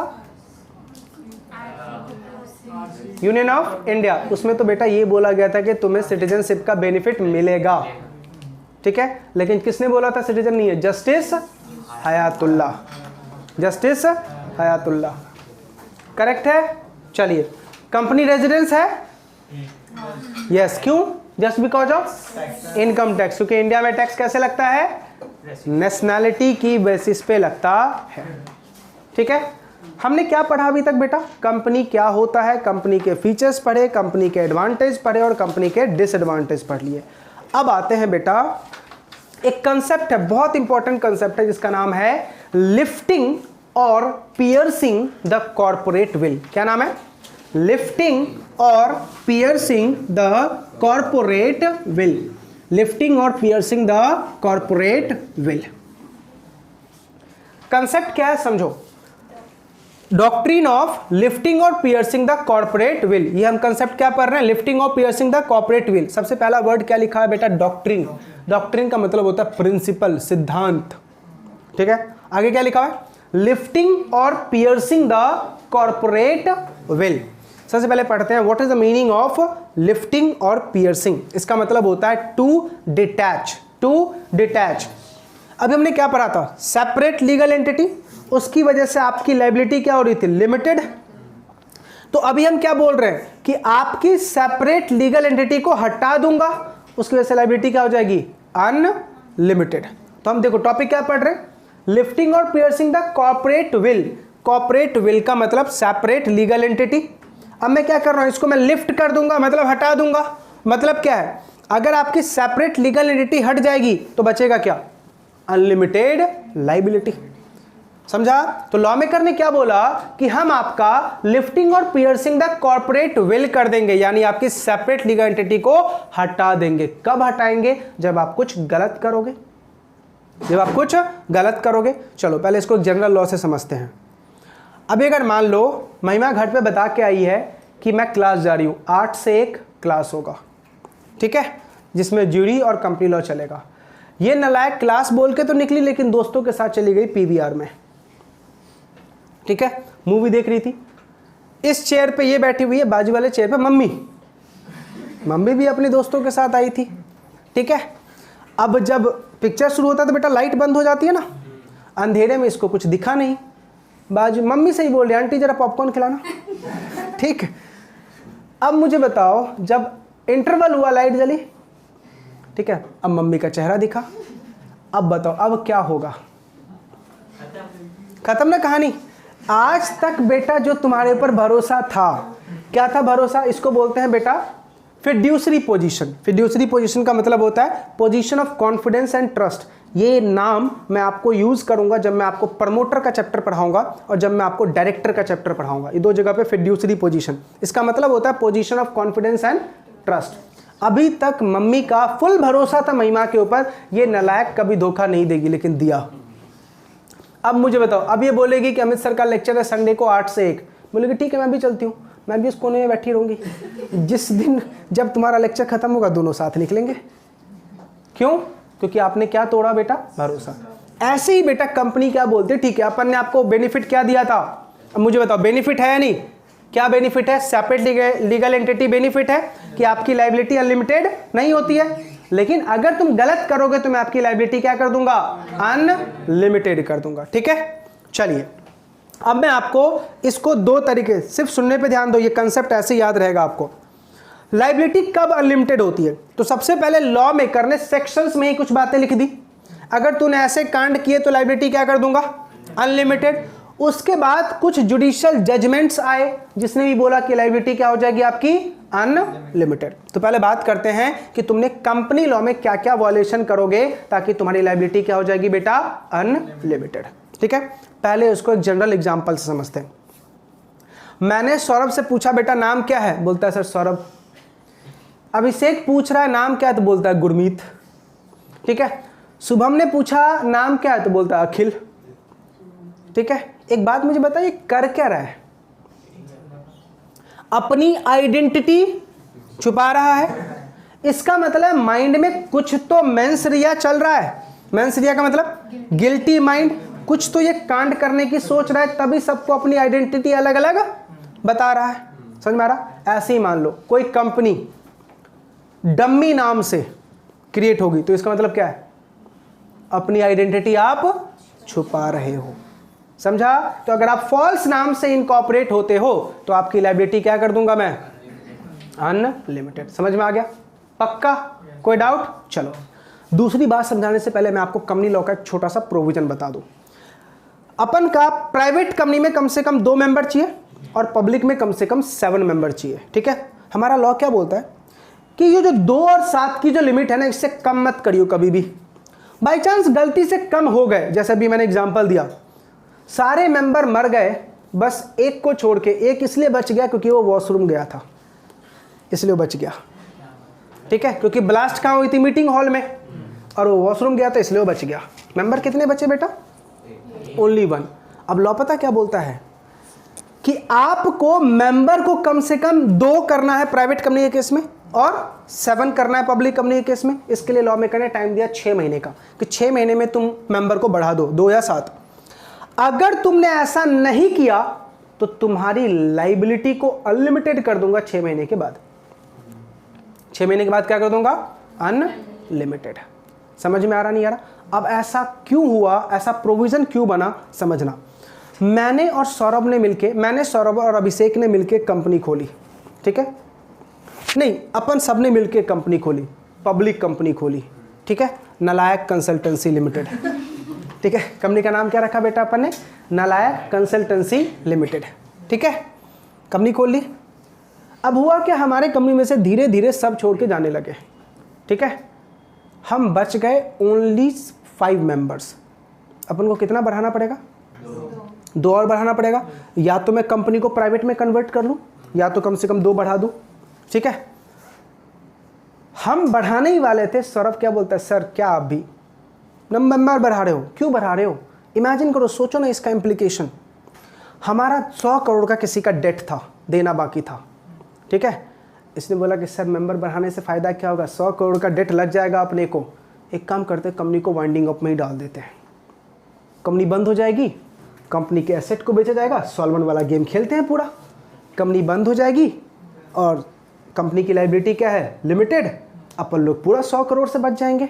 कंपनी के पास ऑलरेडी एसेट ओनली 10 करोड़ की है, दे देंगे 10 करोड़, बाकी तो 90 करोड़ अपन लोग मजे मारेंगे। ऐसा इसने प्लान बनाया। क्यों? क्योंकि ऐसे पहले ये प्रोविजन नहीं था। तो लॉ मेकर ने बेटा ये गलती, जब ऐसे बहुत सारे वॉल्यूशन होने लगे तब ये प्रोविजन डाल दिया कि बेटा अगर तूने जानबूझ के कंपनी को वाइंडिंग अप में डाला ना, अपन ने क्या किया, जानबूझ के डाल रहे हैं ना। क्यों डाल रहे हैं जानबूझ के? डेट ज़्यादा है हमारा। तूने जानबूझ के कंपनी को, आरओसी को नोटिस भेजा कि सर मुझे वाइंड अप कर दो, कोर्ट को नोटिस भेजा सर मुझे वाइंड अप कर दो। क्यों? क्योंकि वॉलेंटरी वाइंडिंग अप भी अलाउड है, खुद से। एक होता है कंपलसरी जो कोर्ट करता है, एक होता है खुद से। तो हम लोगों ने तो लूपहोल निकाल दिया। तो लॉ मेकर ने इसको कहाँ डाल दिया? लिफ्टिंग और पियर्सिंग में। जानबूझ के अगर तुम आरओसी को क्या भेज रहे हो? नोटिस। किस लिए? To wind up the company. तो तुम्हारी लायबिलिटी क्या कर दूंगा? अनलिमिटेड। आ रही है बातें समझ में? पक्का? कोई डाउट? अब एक बात मुझे बताओ, अगर majority of share holder, upon generally हमारे इंडिया में कंसेप्ट क्या है, मेजॉरिटी की सुनी जाती है, माइनॉरिटी की बिल्कुल नहीं सुनी जाती। जैसे कंपनी लॉ में भी 50% से ज़्यादा शेयर होल्डर हाँ बोलेंगे तो ही ठीक है, 75% से ज़्यादा शेयर होल्डर हाँ बोलेंगे तो ही ठीक है। लेकिन उसके तो सोच जो 25% ना बोल दिए, ठीक है। अब अगर मान लो 25% बहुत ही छोटे लोग और 75% बहुत बड़े लोग, तो बड़े लोग तो इन्फ्लुएंस कर देंगे ना छोटे लोग को, हमेशा अपनी बात मनवाएंगे, राइट? तो उनका भी इफेक्ट हो रहा है। तो लॉ मेकर क्या बोल रहा है कि अगर तुम ज़्यादा ऑपरेशन और मिसमैनेजमेंट करोगे, मतलब क्या? गलत वर्क करोगे। मिसमैनेजमेंट का मतलब क्या? तुम काम सही से नहीं करो, बोर्ड ऑफ डायरेक्टर मिसबिहेव कर रहा है। और ऑपरेशन का मतलब क्या है? मेजॉरिटी की वजह से माइनॉरिटी का राइट अफेक्ट हो रहा है। डिसीजन क्या ले रहा है? मेजॉरिटी। माइनॉरिटी से पूछ नहीं रहे, उसका भी तो राइट अफेक्ट हो रहा। फॉर एग्जाम्पल, मैंने बोला अगले संडे छुट्टी, कौन कौन चाहता है? एक ने भी हाथ नहीं गिराए, एक को छोड़ के। परनीत बोला नहीं सर अपन को छुट्टी नहीं चाहिए। बाकी सबने बोल दिया नहीं छुट्टी छुट्टी। छुट्टी के मामले में कोई कॉम्प्रोमाइज नहीं। लेकिन फिर ही मैंने लेक्चर रखा, तो किसकी सुनी मैंने? परनीत की। ठीक है, माइनॉरिटी का सुना, बहुत अच्छी बात है। लेकिन अगर आप लोग की सुन ली तो इसका तो हर्ट होगा ना। ये क्या बोलेगा, सर मैंने भी फीस दी है आपको। ऐसा थोड़ी मैंने फीस नहीं दिया है। समझ में आ रहा नहीं आ रहा? तो लॉ मेकर ने क्या बोला, आपने माइनॉरिटी की वजह से किसका राइट अफेक्ट किया? मेजॉरिटी की वजह से किसका राइट अफेक्ट किया? माइनॉरिटी। मैंने पूछा अरे परनीत छुट्टी मिल रहा है ले लो ना। बोलता सर टेंशन इस बात की नहीं कि छुट्टी मिल रहा है, टेंशन इस बात की घर पे रहूंगा मम्मी काम करवाएगी, कम से कम क्लास में रहूँ पढ़ तो लूँ। समझ में आ रहा नहीं आ रहा? तो भाई ये तो तुम्हारा रीजन हो गया, लेकिन लॉ मेकर क्या बोल रहा है, मेजॉरिटी की वजह से माइनॉरिटी का राइट इफेक्ट हो रहा है, तो इसमें भी क्या हो सकता है, इसको हम क्या बोलेंगे, ऑपरेशन। तो माइनॉरिटी वालों को राइट होता है कि वो भी चाहे तो कंपनी को वाइंडिंग अप तक लेके जा सकते हैं कि सर या तो हमारे साथ गलत हो रहा है, या तो हमारा सही कर दो, या फिर क्या कर दो, कंपनी को बंद करो। हमारी नहीं सुनोगे तो बंद करो, क्यों, हमने भी तो पैसे दिए हैं, हम भी तो कंपनी के मेंबर हैं, नहीं सुन रहे हो तो बंद करो। समझ में आ रहा? तो ये कुछ बातें कहां लिखी गई है, कंपनीज एक्ट में। ये कुछ बातें कहां लिखी गई है बेटा, कंपनीज एक्ट में। अब मैं कुछ बातें ऐसी बता रहा हूं जो high court and supreme court का जजमेंट है, ठीक है। अब आप मुझे बताना, क्या इस ग्राउंड पे वाइंडिंग अप हो सकता है, सॉरी लिफ्टिंग और पियर्सिंग हो सकता है या नहीं। पहला ग्राउंड ध्यान से सुनना, रिलायंस का एग्जांपल लेते हैं। रिलायंस ने पिछले 10 सालों से टैक्स नहीं भरा, ठीक है। Tax is the liability for Reliance, है नहीं, पे करना है और ड्यूटी भी है आपकी। ऐसा मान लेते हैं टोटल 3000 करोड़ का टैक्स उसने नहीं भरा, ठीक है। इनकम टैक्स वालों का रेड पड़ा, इन्होंने रेड की खबर इनको पहले कहीं ना कहीं से आ गई, तो इन्होंने उस 3000 करोड़ रुपीस की नई कंपनी बना दी, एक नई डम्मी कंपनी बना दी।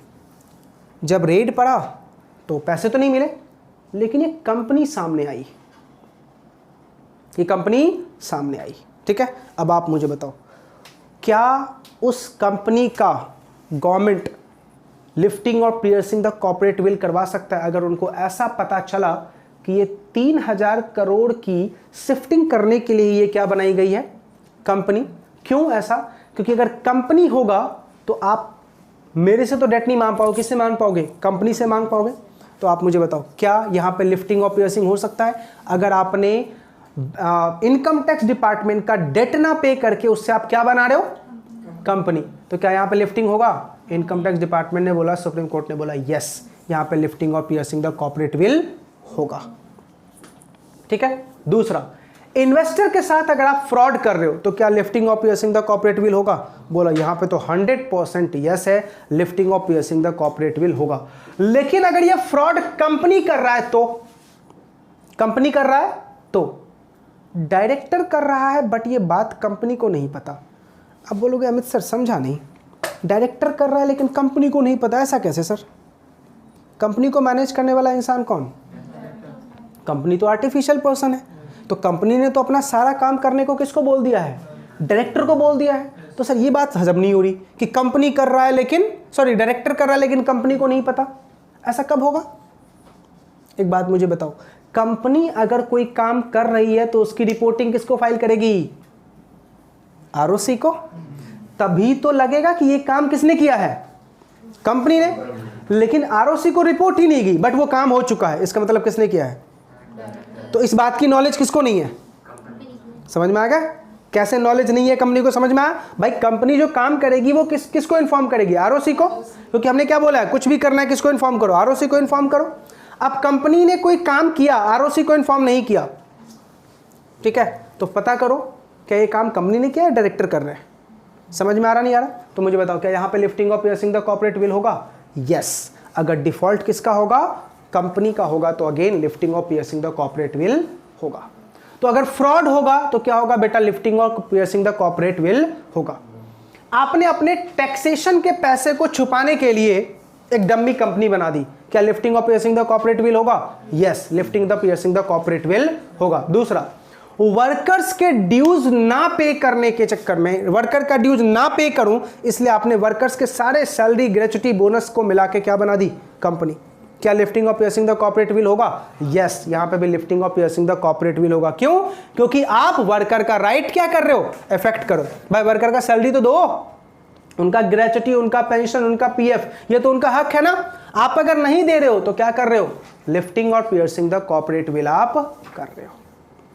आ रही है बातें समझ में या नहीं, पक्का, कोई डाउट। तो ये कुछ ऐसे इंसिडेंट्स है जहां पे क्या हो सकता है बेटा, लिफ्टिंग और पियर्सिंग द कॉर्पोरेट विल हो सकता है। अब देखो इस इंसिडेंट्स को आप रट्टा मारने जाओगे याद नहीं हो पाएगा, ये सिचुएशन है, आपको कैसे याद रखना है, जहां भी स्टेक होल्डर का राइट इफेक्ट हुआ वहां पे क्या हो जाएगा, लिफ्टिंग और पियर्सिंग द कॉर्पोरेट विल।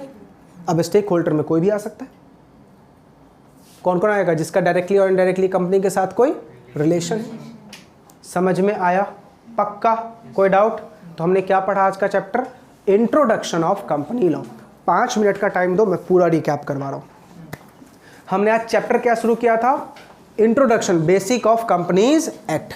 हमने सबसे पहले बैकग्राउंड सीखा। 1850 में सबसे पहली बार कंपनी एक्ट आई, उसके बाद 1882, फिर 1913, 1956 और 2013 का लॉ 1991 के लिबरलाइजेशन पॉलिसी के बाद पहली बार जब रिकमेंडेशन गई थी 1993 में, उसके बेस पे हमने 2013 का लॉ बनाया। 2013 का लॉ कैसे आया?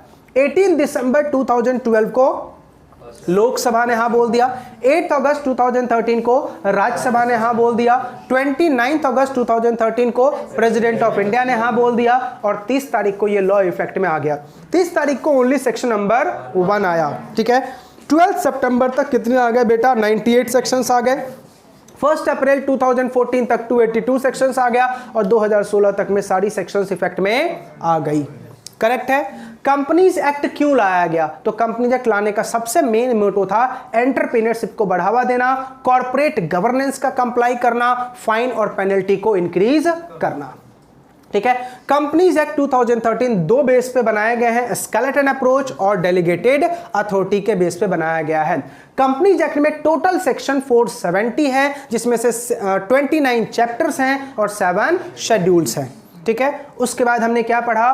कंपनी एक एसोसिएशन ऑफ पर्सन है जो दो टाइप का होता है, इनकॉर्पोरेटेड और अनइनकॉर्पोरेटेड, लेकिन कंपनी में सिर्फ कौन सा वाला आएगा? इनकॉर्पोरेटेड। इनकॉर्पोरेटेड फर्दर दो टाइप का होता है, थ्रू कंपनीज एक्ट और through special act of parliament. लेकिन सेक्शन 2 क्लॉज 20 में कंपनी की डेफिनेशन क्या है?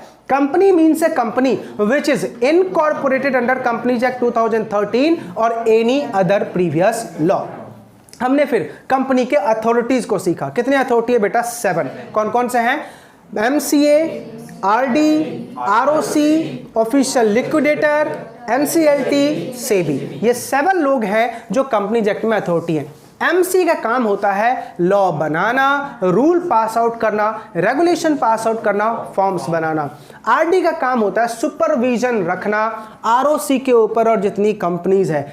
ROC मेन फाइलिंग डिपार्टमेंट होती है जो कंपनी का इनकॉर्पोरेशन, रजिस्ट्रेशन और जितने भी डॉक्यूमेंट्स वो सब ROC को फाइल करने होते हैं। ऑफिशियल लिक्विडेटर कंपनी के वाइंडिंग अप का काम कर रहा होता है। NCLT डिस्प्यूट रिड्यूसल बॉडी है। NCLT के अगेंस्ट अपील जाती है NCLAT में और फिर सुप्रीम कोर्ट में जाएगा। और फिर हमने क्या पढ़ा? सेबी तभी आएगा जब कंपनी क्या होगी बेटा? लिस्टेड होगी। फिर हमने कंपनी के फीचर्स पढ़े। सबसे पहला क्या पढ़ा हमने? Separate legal entity. इसके साथ हमने केस पढ़ा सॉलमन वर्सेस सॉलमन का, ठीक है। फिर दूसरा फीचर पढ़ा company as a person. Company person है, सिटीजन नहीं है, लेकिन सिटीजनशिप का बेनिफिट मिलेगा as per the judgement provided by RC Cooper versus union of India, ठीक है। कंपनी का नेशनैलिटी भी है। फिर हमने थर्ड फीचर क्या पढ़ा कि कंपनी की क्या है बेटा? सेपरेट प्रॉपर्टी है। कंपनी की प्रॉपर्टी ओनली किसकी होती है? कंपनी की होती है। फिर हमने पढ़ा कि कंपनी के शेयर्स को ट्रांसफर किया जा सकता है। प्राइवेट कंपनी प्रोविजन आर्टिकल में लिखा होगा, बोर्ड ऑफ डायरेक्टर नहीं है तो general law that is sales of goods act. Public company freely transferable, provision article में लिखा होगा। साइलेंट है तो टेबल F लगा दीजिए, टेबल F भी साइलेंट है तो general law that is sales of goods act. फिर हमने क्या बोला? कंपनी के पास कॉन्ट्रेक्चुअल राइट है। जैसे ही कंपनी रजिस्टर्ड हो जाती है आपके पास कॉन्ट्रेक्चुअल राइट आ जाता है। कंपनी का सेपरेट मैनेजमेंट होता है। कंपनी में पैसे लगाने वाला इंसान इन्वेस्टर होता है, लेकिन मैनेज करने वाला कौन होता है बेटा? Board of director. इसलिए कंपनी की क्या है? Separate management. कंपनी एक वॉलेंटरी एसोसिएशन ऑफ प्रॉफिट है, जहां पे किसी को फोर्स नहीं किया जाएगा। जिसको जब आना है आप कंपनी में आ सकते हैं और जब जाना है आप कंपनी से जा सकते हैं। कंपनी केस फाइल कर सकती है और कंपनी के ऊपर केस फाइल किया जा सकता है। कोई भी पर्सन कंपनी के ऊपर केस फाइल कर सकता है, ना कि डायरेक्टर्स के ऊपर। और कंपनी भी किसी के ऊपर क्या कर सकती है बेटा? केस फाइल कर सकती है। और भी कुछ छूट गया? Common seal. कंपनी का क्या होता है बेटा? कॉमन सील होता है। कंपनी का क्या होता है? कॉमन सील होता है, जो कंपनी का साइनिंग पावर डिफाइन करता है, ठीक है। बता दिया। अब आते हैं बेटा कंपनी के बेनिफिट्स क्या क्या है। सबसे पहला benefit corporate personality, separate legal entity ही क्या है, बेनिफिट है, क्योंकि उसकी वजह से लाइबिलिटी अनलिमिटेड नहीं होती है। लेकिन इसका एक्सेप्शन क्या है, लिफ्टिंग और पियर्सिंग द कॉर्पोरेट विल, जहां पे आपकी लाइबिलिटी क्या हो जाएगी, अनलिमिटेड हो जाएगी। दूसरा फीचर क्या है कंपनी का, लिमिटेड लाइबिलिटी होता है। तीसरा फीचर क्या है कंपनी का, परपेचुअल सक्सेशन, जाए आए कोई फर्क नहीं पड़ता। चौथा फीचर क्या है बेटा, transferability of shares, freely transferable है, जिसको चाहो आप उसको ट्रांसफर कर सकते हो। सेपरेट प्रॉपर्टी, कंपनी की प्रॉपर्टी ओनली किसकी बेटा, कंपनी की। And last, capacity to sue, company case file कर सकती है। अब इसके ड्रॉबैक्स क्या क्या हैं। सबसे पहला, कंपनी को इनकॉर्पोरेट करना ज्यादा एक्सपेंसिव हो जाते हैं, फॉर्मेलिटीज इसके ज्यादा है, एक्सपेंसेस ज्यादा है। Then everything you will have to disclose, अपन को सब कुछ बताना पड़ता है। जब सीक्रेट ही नहीं रहेगा, सब तो मेरी कमजोरी जान ही जाएगा ना, सीक्रेट तो बिल्कुल कुछ है ही नहीं। You will have to disclose, क्यों, क्योंकि कॉर्पोरेट गवर्नेंस अपन के ऊपर लग रहा है। नेक्स्ट है separation of control from ownership, भाई पैसा लगाने वाला मैनेज ही नहीं कर रहा, तो झोल होने के चांसेस ज्यादा हैं। नेक्स्ट, ग्रेटर सोशल रिस्पॉन्सिबिलिटी, अब गवर्नमेंट क्या बोल रहा है, अपन से कुछ नहीं होने वाला, तुम अपनी प्रॉफिट का 2% हमें देना। सोसाइटी के लिए कंपनी को बहुत ज़्यादा करना पड़ता है। अभी मुझे बताओ, रतन टाटा जी ने 500 करोड़ का डोनेशन दिया, ठीक है, क्या उनकी रिस्पॉन्सिबिलिटी थी, फिर भी दिया। ये रिस्पॉन्सिबिलिटी तो गवर्नमेंट की थी ना, कि आपसे जो हमसे टैक्स ले रहे हो उसके पैसे से करो, लेकिन फिर भी हमने आपको बहुत डोनेट किए। नेक्स्ट है आपका ग्रेटर टैक्स बर्डन, अभी मैंने बताया था टैक्स सबसे ज़्यादा है हमारी इंडिया कंट्री में। बिजनेस फेलियर होने का एक ही रीज़न है, that is taxation system is too worst. सबसे गंदा टैक्सेशन सिस्टम हमारा ही है, ठीक है, चाहे वो जीएसटी हो, चाहे वो इनकम टैक्स हो या कुछ भी हो। इनकम टैक्स तो ऐसी भावनात्मक आत्मा है जो आज तक समझ नहीं आई। क्यों, याद है मैंने उस दिन आपको एक एग्जांपल दिया था, जब कोई अमेंडमेंट आता है तो नालायक लिखते कैसे, पूरा अमेंडमेंट की कहानी पढ़ लो, फिर नीचे नोट लिखते हैं, this provision is not applicable for assessment year 1920। भाई तू पहले लिखता, मैं पक्का पेज फाड़ देता, समझा। नेक्स्ट, बहुत ज़्यादा प्रोविजन है बेटा किस चीज़ का, वाइंडिंग अप करने का। मुझे बताओ, मैंने एक पान की दुकान खोली, नहीं चला, मन नहीं लग रहा, बंद कर दूंगा, ठीक है, लेकिन पान की दुकान लिमिटेड फॉर्म में खोला, बंद करके तो दिखा, किसके लिए जाना पड़ेगा, वाइंडिंग अप में, कितना सारा डिटेल प्रोसीजर है। अब इसका क्या होगा, मान लो मैंने एक बिजनेस ओपन किया, लोन लेके बिजनेस ओपन किया, 1 महीने बाद मुझे समझ में आ गया this is not my cup of tea, अपन से नहीं चल पाएगी। अब मैं क्या करना चाहता हूँ, बंद, कहाँ जाना पड़ेगा, वाइंडिंग अप में। 6 महीना, साल भर, 2 साल वाइंडिंग अप चलता रहेगा। 10 साल बेटा वाइंडिंग अप चलते हैं। टाटा कंपनी का अगर वाइंड अप हो तो 10 साल तो लगेंगे कम से कम वाइंड अप करने में। अब एक बात बताओ, मैं बिजनेस नहीं करना चाहता, नहीं मन कर रहा, लोन लेके मैंने बैंक वालों को बोला बंद करो सर, नहीं चाहिए, ताकि मेरे ऊपर क्या ना लगे, इंटरेस्ट ना लगे। लेकिन एक बात बता, जब तक वाइंडिंग अप में रहेगा तब तक बैंक वाले मुझे छोड़ देंगे, इंटरेस्ट देते रहेंगे। एक बात बताओ, मरा हुआ इंसान को तुम और क्या कर रहे हो, मार रहे हो। इसी वजह से बेटा इंडिया में कंसेप्ट आया इंसॉल्वेंसी एंड बैंकरप्सी कोड का, आईबीसी। अगर मैं बोल रहा हूं बिजनेस नहीं करना, फटाफट बंद करो, या तो एक काम करो, क्रेडिटर को बोलो तुम ही टेक ओवर कर लो बिजनेस को, तुम ही चला लो। यही कंसेप्ट किस में दिया गया है, इंसॉल्वेंसी एंड बैंकरप्सी कोड में, समझा। तो ये कुछ क्या है बेटा, डिसएडवांटेज है। फिर हमने क्या पढ़ा, कंपनी सिटीजन है, नो, कंपनी का रेजिडेंशियल है, yes, just because of taxation की वजह से। फिर और लास्ट में हमने क्या पढ़ा, लिफ्टिंग और पियर्सिंग द कॉर्पोरेट विल। तो ये आपका बेटा चैप्टर नंबर 1 फिनिश, हमने बेसिक ऑफ कंपनी पूरा सीख लिया। नेक्स्ट चैप्टर बेटा इसका हम पढ़ेंगे मेंबरशिप ऑफ कंपनी, यानी कंपनी में अगर मेंबर बनना है तो what will be the provision.